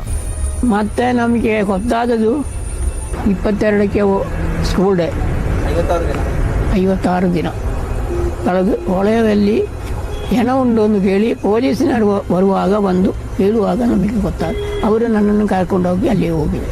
ಇನ್ನೊಂದು ಲಾಸ್ಟ್ ಕೇಸ್ ಇದೆ, ಇದು ಅರ್ಲಿ 2000 ಅಲ್ಲಿ ನಡೆದಿರೋದು. ಇವ್ರದ್ದು ಅಷ್ಟಾಗಿ ಡೀಟೇಲ್ಸ್ ನಾನು ಹೇಳಲ್ಲ, ಜಸ್ಟ್ ಮೇಲ್ ಹೇಳ್ತೀನಿ. 2000 ಇಸ್ವಿಯಲ್ಲಿ ಧರ್ಮಸ್ಥಳದಲ್ಲಿ 2 ಫಿನಾನ್ಸ್ ಬ್ಯಾಂಕ್ ಇರ್ತಾವೆ. ಒಂದು ಅಗೇನ್ ರಿಯಲ್ ನೇಮ್ ತಗೊಳ್ಳೋದು ಬೇಡ, ಲೈಕ್ ಜಸ್ಟ್ ಸಹಕಾರ ಗ್ರಾಮೀಣ ಬ್ಯಾಂಕ್ ಅನ್ಕೊಳ್ಳಿ. ಅಂಡ್ ಇನ್ನೊಂದು ಬಂದ್ಬಿಟ್ಟು ಫೈನಾನ್ಸ್ ಪ್ರೈವೇಟ್ ಲಿಮಿಟೆಡ್ ಬಂದು ಗೌಡ್ರು ಕುಟುಂಬ ಅವ್ರಿಗೆ ಸೇರಿದ್ದು. ಆ ಕಡೆ ಇವ್ರ ಆಪೋಸಿಟ್ ಏನದು ಗ್ರಾಮೀಣ ಬ್ಯಾಂಕ್ ಇತ್ತು, ಅದರಲ್ಲಿ ಒಬ್ಬ ಮ್ಯಾನೇಜರು ಬಡವ್ರಿಗೆ ಸಹಾಯ ಆಗ್ಲಿ ರೈತರಿಗೆ ಸಹಾಯ ಆಗ್ಲಿ ಅಂತ ತುಂಬಾ ಕಡಿಮೆ ಬಡ್ಡಿಗೆ ಲೋನ್ ಕೊಡ್ತಿರ್ತಾನೆ. ಇದರಿಂದಾಗಿ ಧರ್ಮಸ್ಥಳದಲ್ಲಿ ಆಲ್ಮೋಸ್ಟ್ ಎಲ್ಲಾ ಕಸ್ಟಮರ್ಸ್ ಆ ಗ್ರಾಮೀಣ ಬ್ಯಾಂಕ್ ಕಡೆಗೆ ಹೋಗ್ತಿರ್ತಾರೆ, ಪ್ರೈವೇಟ್ ಲಿಮಿಟೆಡ್ ಕಡೆಗೆ ಯಾರು ಬರ್ತಿರಲ್ಲ. ಇದರಿಂದ ಗೌಡ್ರಿಗೆ ಲಾಸ್ ಆಗ್ತಿರುತ್ತ. ಸೊ ಅವ್ರೇನ್ ಮಾಡ್ತಾರೆ, ಆ ಗ್ರಾಮೀಣ ಬ್ಯಾಂಕ್ ನ ಮ್ಯಾನೇಜರ್ ಏನಿದ್ನೋ ಅವನ್ಗೆ ಒಂದು ಸ್ವೀಟ್ ವಾರ್ನಿಂಗ್ ಕೊಡ್ತಾರ. ಮುಚ್ಕೊಂಡು ಇನ್ಮೇಲೆಯಿಂದ ನಿನ್ ಲೋನ್ಸ್ ಕೊಡೋದನ್ನ ನಿಲ್ಸ್ಬಿಡು. ಇನ್ ಕೇಸ್ ಲೋನ್ ಕೊಟ್ರು ನಾವ್ ಯಾವ ಇಂಟ್ರೆಸ್ಟ್ ರೇಟ್ ಗೆ ಲೋನ್ ನ ಕೊಡ್ತಾ ಇದೀವೋ ಅದೇ ರೇಟ್ ಗೆ ನೀನು ಕೊಡುವ ಅಂತ ಫೋರ್ಸ್ ಮಾಡ್ತಾರ. ಆದ್ರೆ ಆ ಗ್ರಾಮೀಣ ಬ್ಯಾಂಕ್ ನ ಮ್ಯಾನೇಜರ್ ಇದ್ಯಾವುದನ್ನು ಕಿವಿಗೆ ಹಾಕೊಳ್ಳಾರ್ದೆ ಅವನ್ ಕೆಲಸ ಅವ್ನ್ ಮಾಡ್ಕೊಂಡು ಹೋಗ್ತಾನ. ದೆನ್ ಸಡನ್ಲಿ ಒಂದು ದಿನ ಬ್ಯಾಂಕ್ ಮ್ಯಾನೇಜರ್ ನ ಹೆಂಡತಿನ ಮನೆ ಒಳಗಡೆನೆ ನುಗ್ಗಿ ಯಾರು ಮಾಡಿ ತುಂಬಾ ಭೀಕರವಾಗಿ ಸಾಯಿಸ್ಬಿಡ್ತಾರ. ಇದ್ರ ರಿಗಾರ್ಡಿಂಗ್ ಆ ಬ್ಯಾಂಕ್ ಮ್ಯಾನೇಜರ್ ಪೊಲೀಸ್ ಸ್ಟೇಷನ್ ಅಲ್ಲಿ ಕಂಪ್ಲೇಂಟ್ ಕೊಡಕ್ ಹೋದ್ರೆ ಪೊಲೀಸ್ ಅವರು ಉಲ್ಟಾ ಆ ಬ್ಯಾಂಕ್ ಮ್ಯಾನೇಜರ್ ಹೆಸರಲ್ಲೇ FIR ಬರ್ದು ನೀನೇ ನಿನ್ ಹೆಂಡತಿನ ಸಾಯಿಸಿದ್ಯಾ ಅಂತ ಅವನ್ನೇ ಅರೆಸ್ಟ್ ಮಾಡ್ಬಿಡ್ತಾರ. ನಂತರ 1-2-3 ವರ್ಷ ಆ ಬ್ಯಾಂಕ್ ಮ್ಯಾನೇಜರ್ ಜೈಲಲ್ಲಿ ಇರ್ತಾನೆ. ಅದಾದ್ಮೇಲೆ ಅವನ ಕ್ರೈಮ್ ನ ಮಾಡಿಲ್ಲ ಅಂತ ಕೋರ್ಟ್ ಅಲ್ಲಿ ಪ್ರೂವ್ ಆಗುತ್ತೆ. ಆದ್ರೆ ರಿಯಲ್ ಕ್ರೈಮ್ ಮಾಡಿದವರು ಯಾರು ಅಂತ still it's A question mark. And ಇನ್ನೊಂದು ನಾರಾಯಣ ಅಂಡ್ ಯಮುನಾ ಕೇಸ್ ಬಗ್ಗೆ ಅಂತೂ ನಾನು ಆಗ್ಲೇ ನಿಮ್ಗೆ ಎಕ್ಸ್ಪ್ಲೇನ್ ಮಾಡಿದೆ. ಸೊ ಎಂತ ಕೋಇನ್ಸಿಡೆಂಟ್ಸ್ ಗಳು ನೋಡಿ, ಯಾರೆಲ್ಲ ಆ ಧರ್ಮಸ್ಥಳದಲ್ಲಿ ಗೌಡ್ರು ಕುಟುಂಬನ ಎದುರಾಕೊಂಡಿದಾರೋ ಅವ್ರ ಜೀವನದಲ್ಲಿ ಏನೋ ಒಂದು ತುಂಬಾ ದೊಡ್ಡ ದುರಂತ ನಡೆದು ಹೋಗುತ್ತಾ. ಅಂಡ್ ಸರ್ಪ್ರೈಸಿಂಗ್ಲಿ ಅವ್ರ ಕೇಸಲ್ಲಿ ಪೊಲೀಸ್ ಅವ್ರ ಕಡೆಯಿಂದ ಪ್ರಾಪರ್ ಇನ್ವೆಸ್ಟಿಗೇಷನ್ ಆಗಲ್ಲ. ಅಂಡ್ ಯಾರ ಆ ಕ್ರೈಮ್ ನ ಮಾಡಿದ್ರು ಅಂತ ಯಾವತ್ತೂ ಹೊರಗ್ ಬರೋದೇ ಇಲ್ಲ. ಸೊ ಈ ಗೌಡ್ರು ಕುಟುಂಬದವರು ಧರ್ಮಸ್ಥಳದಲ್ಲಿ ಬೇಜನ್ ಕರ್ಮಕಾಂಡಗಳನ್ನ ಮಾಡಿದ್ದಾರೆ. ಅಂಡ್ ಅವ್ರ ಪವರ್ ಅಂಡ್ ಅವ್ರಿಗಿರುವಂತಹ ಇನ್ಫ್ಲೂಯೆನ್ಸ್ ಇಂದ ಆ ಎಲ್ಲಾ ಕೇಸ್ ನ ಮುಚ್ಚಾಕಿದ್ದಾರೆ ಅಂತ ಮಹೇಶ್ ಹಾಗೂ ಗಿರೀಶ್ ಮುಟ್ಟಣ್ಣನವರ ಹೇಳಿಕೆ ಆಗಿದೆ. ಸೊ ಗೌಡ್ರು ಫ್ಯಾಮಿಲಿನ ಟ್ರ್ಯಾಕ್ ರೆಕಾರ್ಡ್ ನೋಡಿದ್ರೆ ಧರ್ಮಸ್ಥಳದಲ್ಲಿ ಒಂದು ಹುಡುಗಿನ ರೇಪ್ ಅಂಡ್ ಮರ್ಡರ್ ಮಾಡಿ ದೆನ್ ಪೊಲೀಸ್ ಅವ್ರಿಗೆ ಲಂಚ ಕೊಟ್ಟು ಇನ್ವೆಸ್ಟಿಗೇಷನ್ ನ ಮಿಸ್ಲೀಡ್ ಮಾಡೋಷ್ಟು ಪವರ್ ಇನ್ಫ್ಲೂಯೆನ್ಸ್ ಈ ಗೌಡ್ರು ಕುಟುಂಬಕ್ಕೆ ಮಾತ್ರ ಇರೋದು. ಈಗ ಸಂತೋಷ್ ರಾವ್ ಅಂತೂ ಸೌಜನ್ಯ ಕೇಸಲ್ಲಿ ಆರೋಪಿ ಅಲ್ಲ ಅಂತ ಪ್ರೂವ್ ಆಯ್ತು. ಹಾಗಿದ್ರೆ ರಿಯಲ್ ಆರೋಪಿ ಯಾರು? ನೆನಪು ಮಾಡ್ಕೊಳ್ಳಿ, 11 ಅಕ್ಟೋಬರ್ 2012 ಸಂಜೆ 5 ಗಂಟೆ ಹಾಗೆ ಬಾಹುಬಲಿ ಬೆಟ್ಟದಲ್ಲಿ ಸಂತೋಷ್ ರಾವ್ ತನ್ನ ಪಾಡಿಗೆ ತಾನು ಸೀನರೀಸ್ ನ ಎಂಜಾಯ್ ಮಾಡ್ಕೊಂಡು ಸುಮ್ನೆ ಕೂತಿರ್ಬೇಕಾದ್ರೆ ಅವನ ಹತ್ರ 5 ಜನ ಕಿಡಿಗೇಡಿಗಳು ಬಂದು ಜಗಳ ತೆಗಿತಾರ. ಆ 5 ಜನ ಕಿಡಿಗೇಡಿಗಳು ಯಾರು ಅಂತ ನಾನು ಇಲ್ಲಿವರೆಗೂ ನಿಮ್ಗೆ ಹೇಳಿಲ್ಲ. ಸೊ ಅವರು ಬೇರೆ ಯಾರು ಅಲ್ಲ, ಚಿಕ್ಕ ಗೌಡ್ರು ಮಗ ನಿಶಾಂತ್ ಜೈನ್ ನ ವೆರಿ ಕ್ಲೋಸ್ ಫ್ರೆಂಡ್ಸ್. ಅವ್ರು ದಣಿ ಮಾಡಿರುವಂತಹ ಕ್ರೈಮ್ ಅಲ್ಲಿ ಬೇರೆ ಯಾರನ್ನಾದ್ರೂ ಸಿಗಿಸ್ಬೇಕಲ್ಲ ಅಂತ ಇವ್ರು ಬಕ್ರ ಹುಡುಕ್ತಾ ಇರ್ಬೇಕಾದ್ರೆ ಆಗ ಇವ್ರಿಗೆ ಸಿಗೋದೆ ಸಂತೋಷ್ ರಾವ್. ಅಗೇನ್ ಇನ್ನೊಂದು ಎಂತ ಕೋಇನ್ಸಿಡೆನ್ಸ್ ನೋಡಿ, ಸಂತೋಷ್ ರಾವ್ ಸೌಜನ್ಯ ಕೇಸಲ್ಲಿ ಅರೆಸ್ಟ್ ಆದ ನಂತರ ಚಿಕ್ಕ ಗೌಡ್ರು ಮಗ ನಿಶಾಂತ್ ಜೈನ್ ದೇಶನೇ ಬಿಟ್ಟು ಹೋಗ್ಬಿಡ್ತಾನ. ಈ ಕೇಸಲ್ಲಿ ಚಿಕ್ಕ ಗೌಡ್ರು ಮಗ ಇನ್ವಾಲ್ವ್ಮೆಂಟ್ ಇದೆ ಅಂತ ಯಾರಿಗೂ ಡೌಟೇ ಬರ್ತಾ ಇರ್ಲಿಲ್ಲ. ಡೌಟ್ ಯಾವಾಗ ಬಂತು ಅಂದ್ರೆ ಆ 5 ಜನ ಕಿಡಿಗೇಡಿಗಳು ಯಾರು ಸಂತೋಷ್ನ ಈ ಒಂದು ಕೇಸಲ್ಲಿ ಸಿಗಾಕ್ಸಿದ್ರು ಆ 5 ಜನರಲ್ಲಿ ಒಬ್ಬ ರವಿ ಪೂಜಾರಿ ಅಂತಾನು ಇರ್ತಾನೆ. ಅವನ್ಗೆ ತಾನು ತಪ್ಪು ಮಾಡಿದೀನಿ ಅಂತ ಗಿಲ್ಟ್ ಕಾಡುತ್ತೋ ಅಥವಾ ಬೇರೆ ಏನೋ ಗೊತ್ತಿಲ್ಲ, ಆದ್ರೆ ಅವನೇ ಸ್ವತಃ ಪೊಲೀಸ್ ಅವ್ರ ಹತ್ರ ಹೋಗ್ಬಿಟ್ಟು ಸೌಜನ್ಯ ಕೇಸಲ್ಲಿ ನಿಜವಾದ ಆರೋಪಿ ಸಂತೋಷ್ ಅಲ್ಲ ಕಂಡ್ರು, ಅವನ್ನ ಸುಮ್ನೆ ಸಿಗಾಕ್ಸಿರೋದಷ್ಟೇ, ನಿಜವಾದ ಆರೋಪಿಗಳು ಚಿಕ್ಕ ಗೌಡ್ರು ಮಗ ನಿಶಾಂತ್ ಜೈನ್ ಅಂಡ್ ಅವನ್ ಫ್ರೆಂಡ್ಸ್ ಸೂರಜ್, ಕಿರಣ್ ಅಂಡ್ ಕಣ್ಮಣಿ ಅಂತ. ಈ ಎಲ್ಲಾ ವಿಷಯನ ರವಿ ಪೂಜಾರಿ ಪೊಲೀಸ್ ಅವ್ರಿಗೆ ತಿಳಿಸ್ತಾನೆ. ಅಗೇನ್ ಎಂತ ಒಂದು ಕೋಇನ್ಸಿಡೆನ್ಸ್ ನೋಡಿ, ಈ ವಿಷಯಗಳನ್ನ ಊರಿನ ಜನರು ಮುಂದೆ ಹೇಳಿದಂತಹ ರವಿ ಪೂಜಾರಿ ಆಕಸ್ಮಿಕವಾಗಿ ಸತ್ತು ಹೋಗ್ಬಿಡ್ತಾನೆ. ಇವನು ಹೇಳಿದ್ದು ನಿಜ ಅಂತ ಜನರಿಗೆ ಯಾವಾಗ ಕನ್ಫರ್ಮ್ ಆಗುತ್ತೆ ಅಂದ್ರೆ ಸೌಜನ್ಯಗೆ ತುಂಬಾ ಹತ್ರವಾದವ್ರು ಒಬ್ರು ಯಶೋಧ ಅನ್ನೋರು ಕೋರ್ಟ್ ಅಲ್ಲಿ ಬಂದ್ಬಿಟ್ಟು ಸೌಜನ್ಯ ಕೊಲೆ ಆಗಿದ್ದ ದಿನ ಆ ಒಂದು ಸ್ಪಾಟ್ ಅಲ್ಲಿ ನಾನು ಈ 3 ಜನರನ್ನ ನೋಡಿದ್ದೆ ಅಂತ ಸಾಕ್ಷಿ ಹೇಳ್ತಾರೆ. ಈಗ ಎಲ್ಲಾ ಡಾಟ್ಸ್ ನ ಕನೆಕ್ಟ್ ಮಾಡ್ತಾ ಹೋದ್ರೆ ಸೌಜನ್ಯ ಕೇಸ್ ಒಂದೇ ಅಲ್ಲ, ನಾರಾಯಣ ಹಾಗೂ ಯಮುನಾ ಕೇಸಲ್ಲೂ, ವೇದವಲ್ಲಿ ಕೇಸಲ್ಲೂ, ಆ ಬ್ಯಾಂಕ್ ಮ್ಯಾನೇಜರ್ ನ ಕೇಸಲ್ಲೂ ಹಾಗೂ ಪದ್ಮಲತಾ ಕೇಸಲ್ಲೂ ಸೀದಾ ಡೈರೆಕ್ಟ್ ಡೌಟ್ ಬರೋದೆ ಊರಿನ ಗೌಡ್ರ ಮೇಲೆ. I really want to appreciate Kudla rampage YouTube channel, third eye YouTube channel, Girish ಮುಟ್ಟಣ್ಣನವರು ಸರ್ ಹಾಗೂ ಮಹೇಶ್ ಅವರು ಅಂಡ್ ಆಲ್ ಅದರ್ಸ್. ಇವರ ಕಾನ್ಸ್ಟೆಂಟ್ ಎಫರ್ಟ್ಸ್ ಇಂದಾನೆ ಸತ್ಯ ಏನಂತ 1 by 1 ಹೊರಗೆ ಬರ್ತಿದೆ and they are trying their level best to catch real criminals. At present Soujanya case ಬಗ್ಗೆ ಅಪ್ಡೇಟ್ ಏನು ಅಂತಂದ್ರೆ ಹೈಕೋರ್ಟ್ ವರೆಗೂ ಈ ಒಂದು ಕೇಸ್ ಹೋಗಿದೆ ಅಂಡ್ ಈ ಕೇಸಲ್ಲಿ ಈಗ ಇನ್ನೊಮ್ಮೆ ಮತ್ತೆ ಫ್ರೆಶ್ ಆಗಿ ರೀಇನ್ವೆಸ್ಟಿಗೇಷನ್ ಸ್ಟಾರ್ಟ್ ಆಗಬೇಕು ಅಂತ ಹೋರಾಟ ನಡೀತಿದೆ. ಸೊ ದೂತ ಪ್ರಜೆಗಳೇ, ಇದಾಗಿತ್ತು ಸೌಜನ್ಯ ಕೇಸ್ ಬಗ್ಗೆ ನಮ್ಮ ಒಂದು ಡೀಟೇಲ್ಡ್ ವಿಡಿಯೋ. ಈ ವಿಡಿಯೋದಲ್ಲಿ ನನ್ನಿಂದ ಎಲ್ಲಾದ್ರೂ ಏನಾದ್ರೂ ಚಿಕ್ಕ ಪುಟ್ಟ ಇನ್ಫಾರ್ಮೇಶನ್ ಮಿಸ್ ಆಗಿದ್ರೆ ಅಥವಾ ಮಿಸ್ಟೇಕ್ ಆಗಿದ್ರೆ ಅದನ್ನ ದಯವಿಟ್ಟು ಕಮೆಂಟ್ ಸೆಕ್ಷನ್ ಅಲ್ಲಿ ಹೈಲೈಟ್ ಮಾಡಿ. ಈ ವಿಡಿಯೋ ಯಾವಾಗ ಯೂಟ್ಯೂಬ್ ಇಂದ ಡಿಲೀಟ್ ಆಗುತ್ತೋ ನನ್ಗಂತೂ ಗೊತ್ತಿಲ್ಲ. ಸೊ ಪ್ಲೀಸ್ ಆದಷ್ಟು ಬೇಗ ಇದನ್ನ ಎಲ್ಲಾ ಕಡೆ ಶೇರ್ ಮಾಡಿ. ಓಕೆ ಪ್ರಜೆಗಳೇ, ಇವತ್ತಿಗಿಷ್ಟು ಸಾಕು ಅನ್ಕೊಳ್ತೀನಿ. ನಾನು ನಿಮ್ಮ ದೂತ ಸಮೀರ್ MD. ಮತ್ತೆ ಸಿಗ್ತೀನಿ ನೆಕ್ಸ್ಟ್ ವಿಡಿಯೋದಲ್ಲಿ.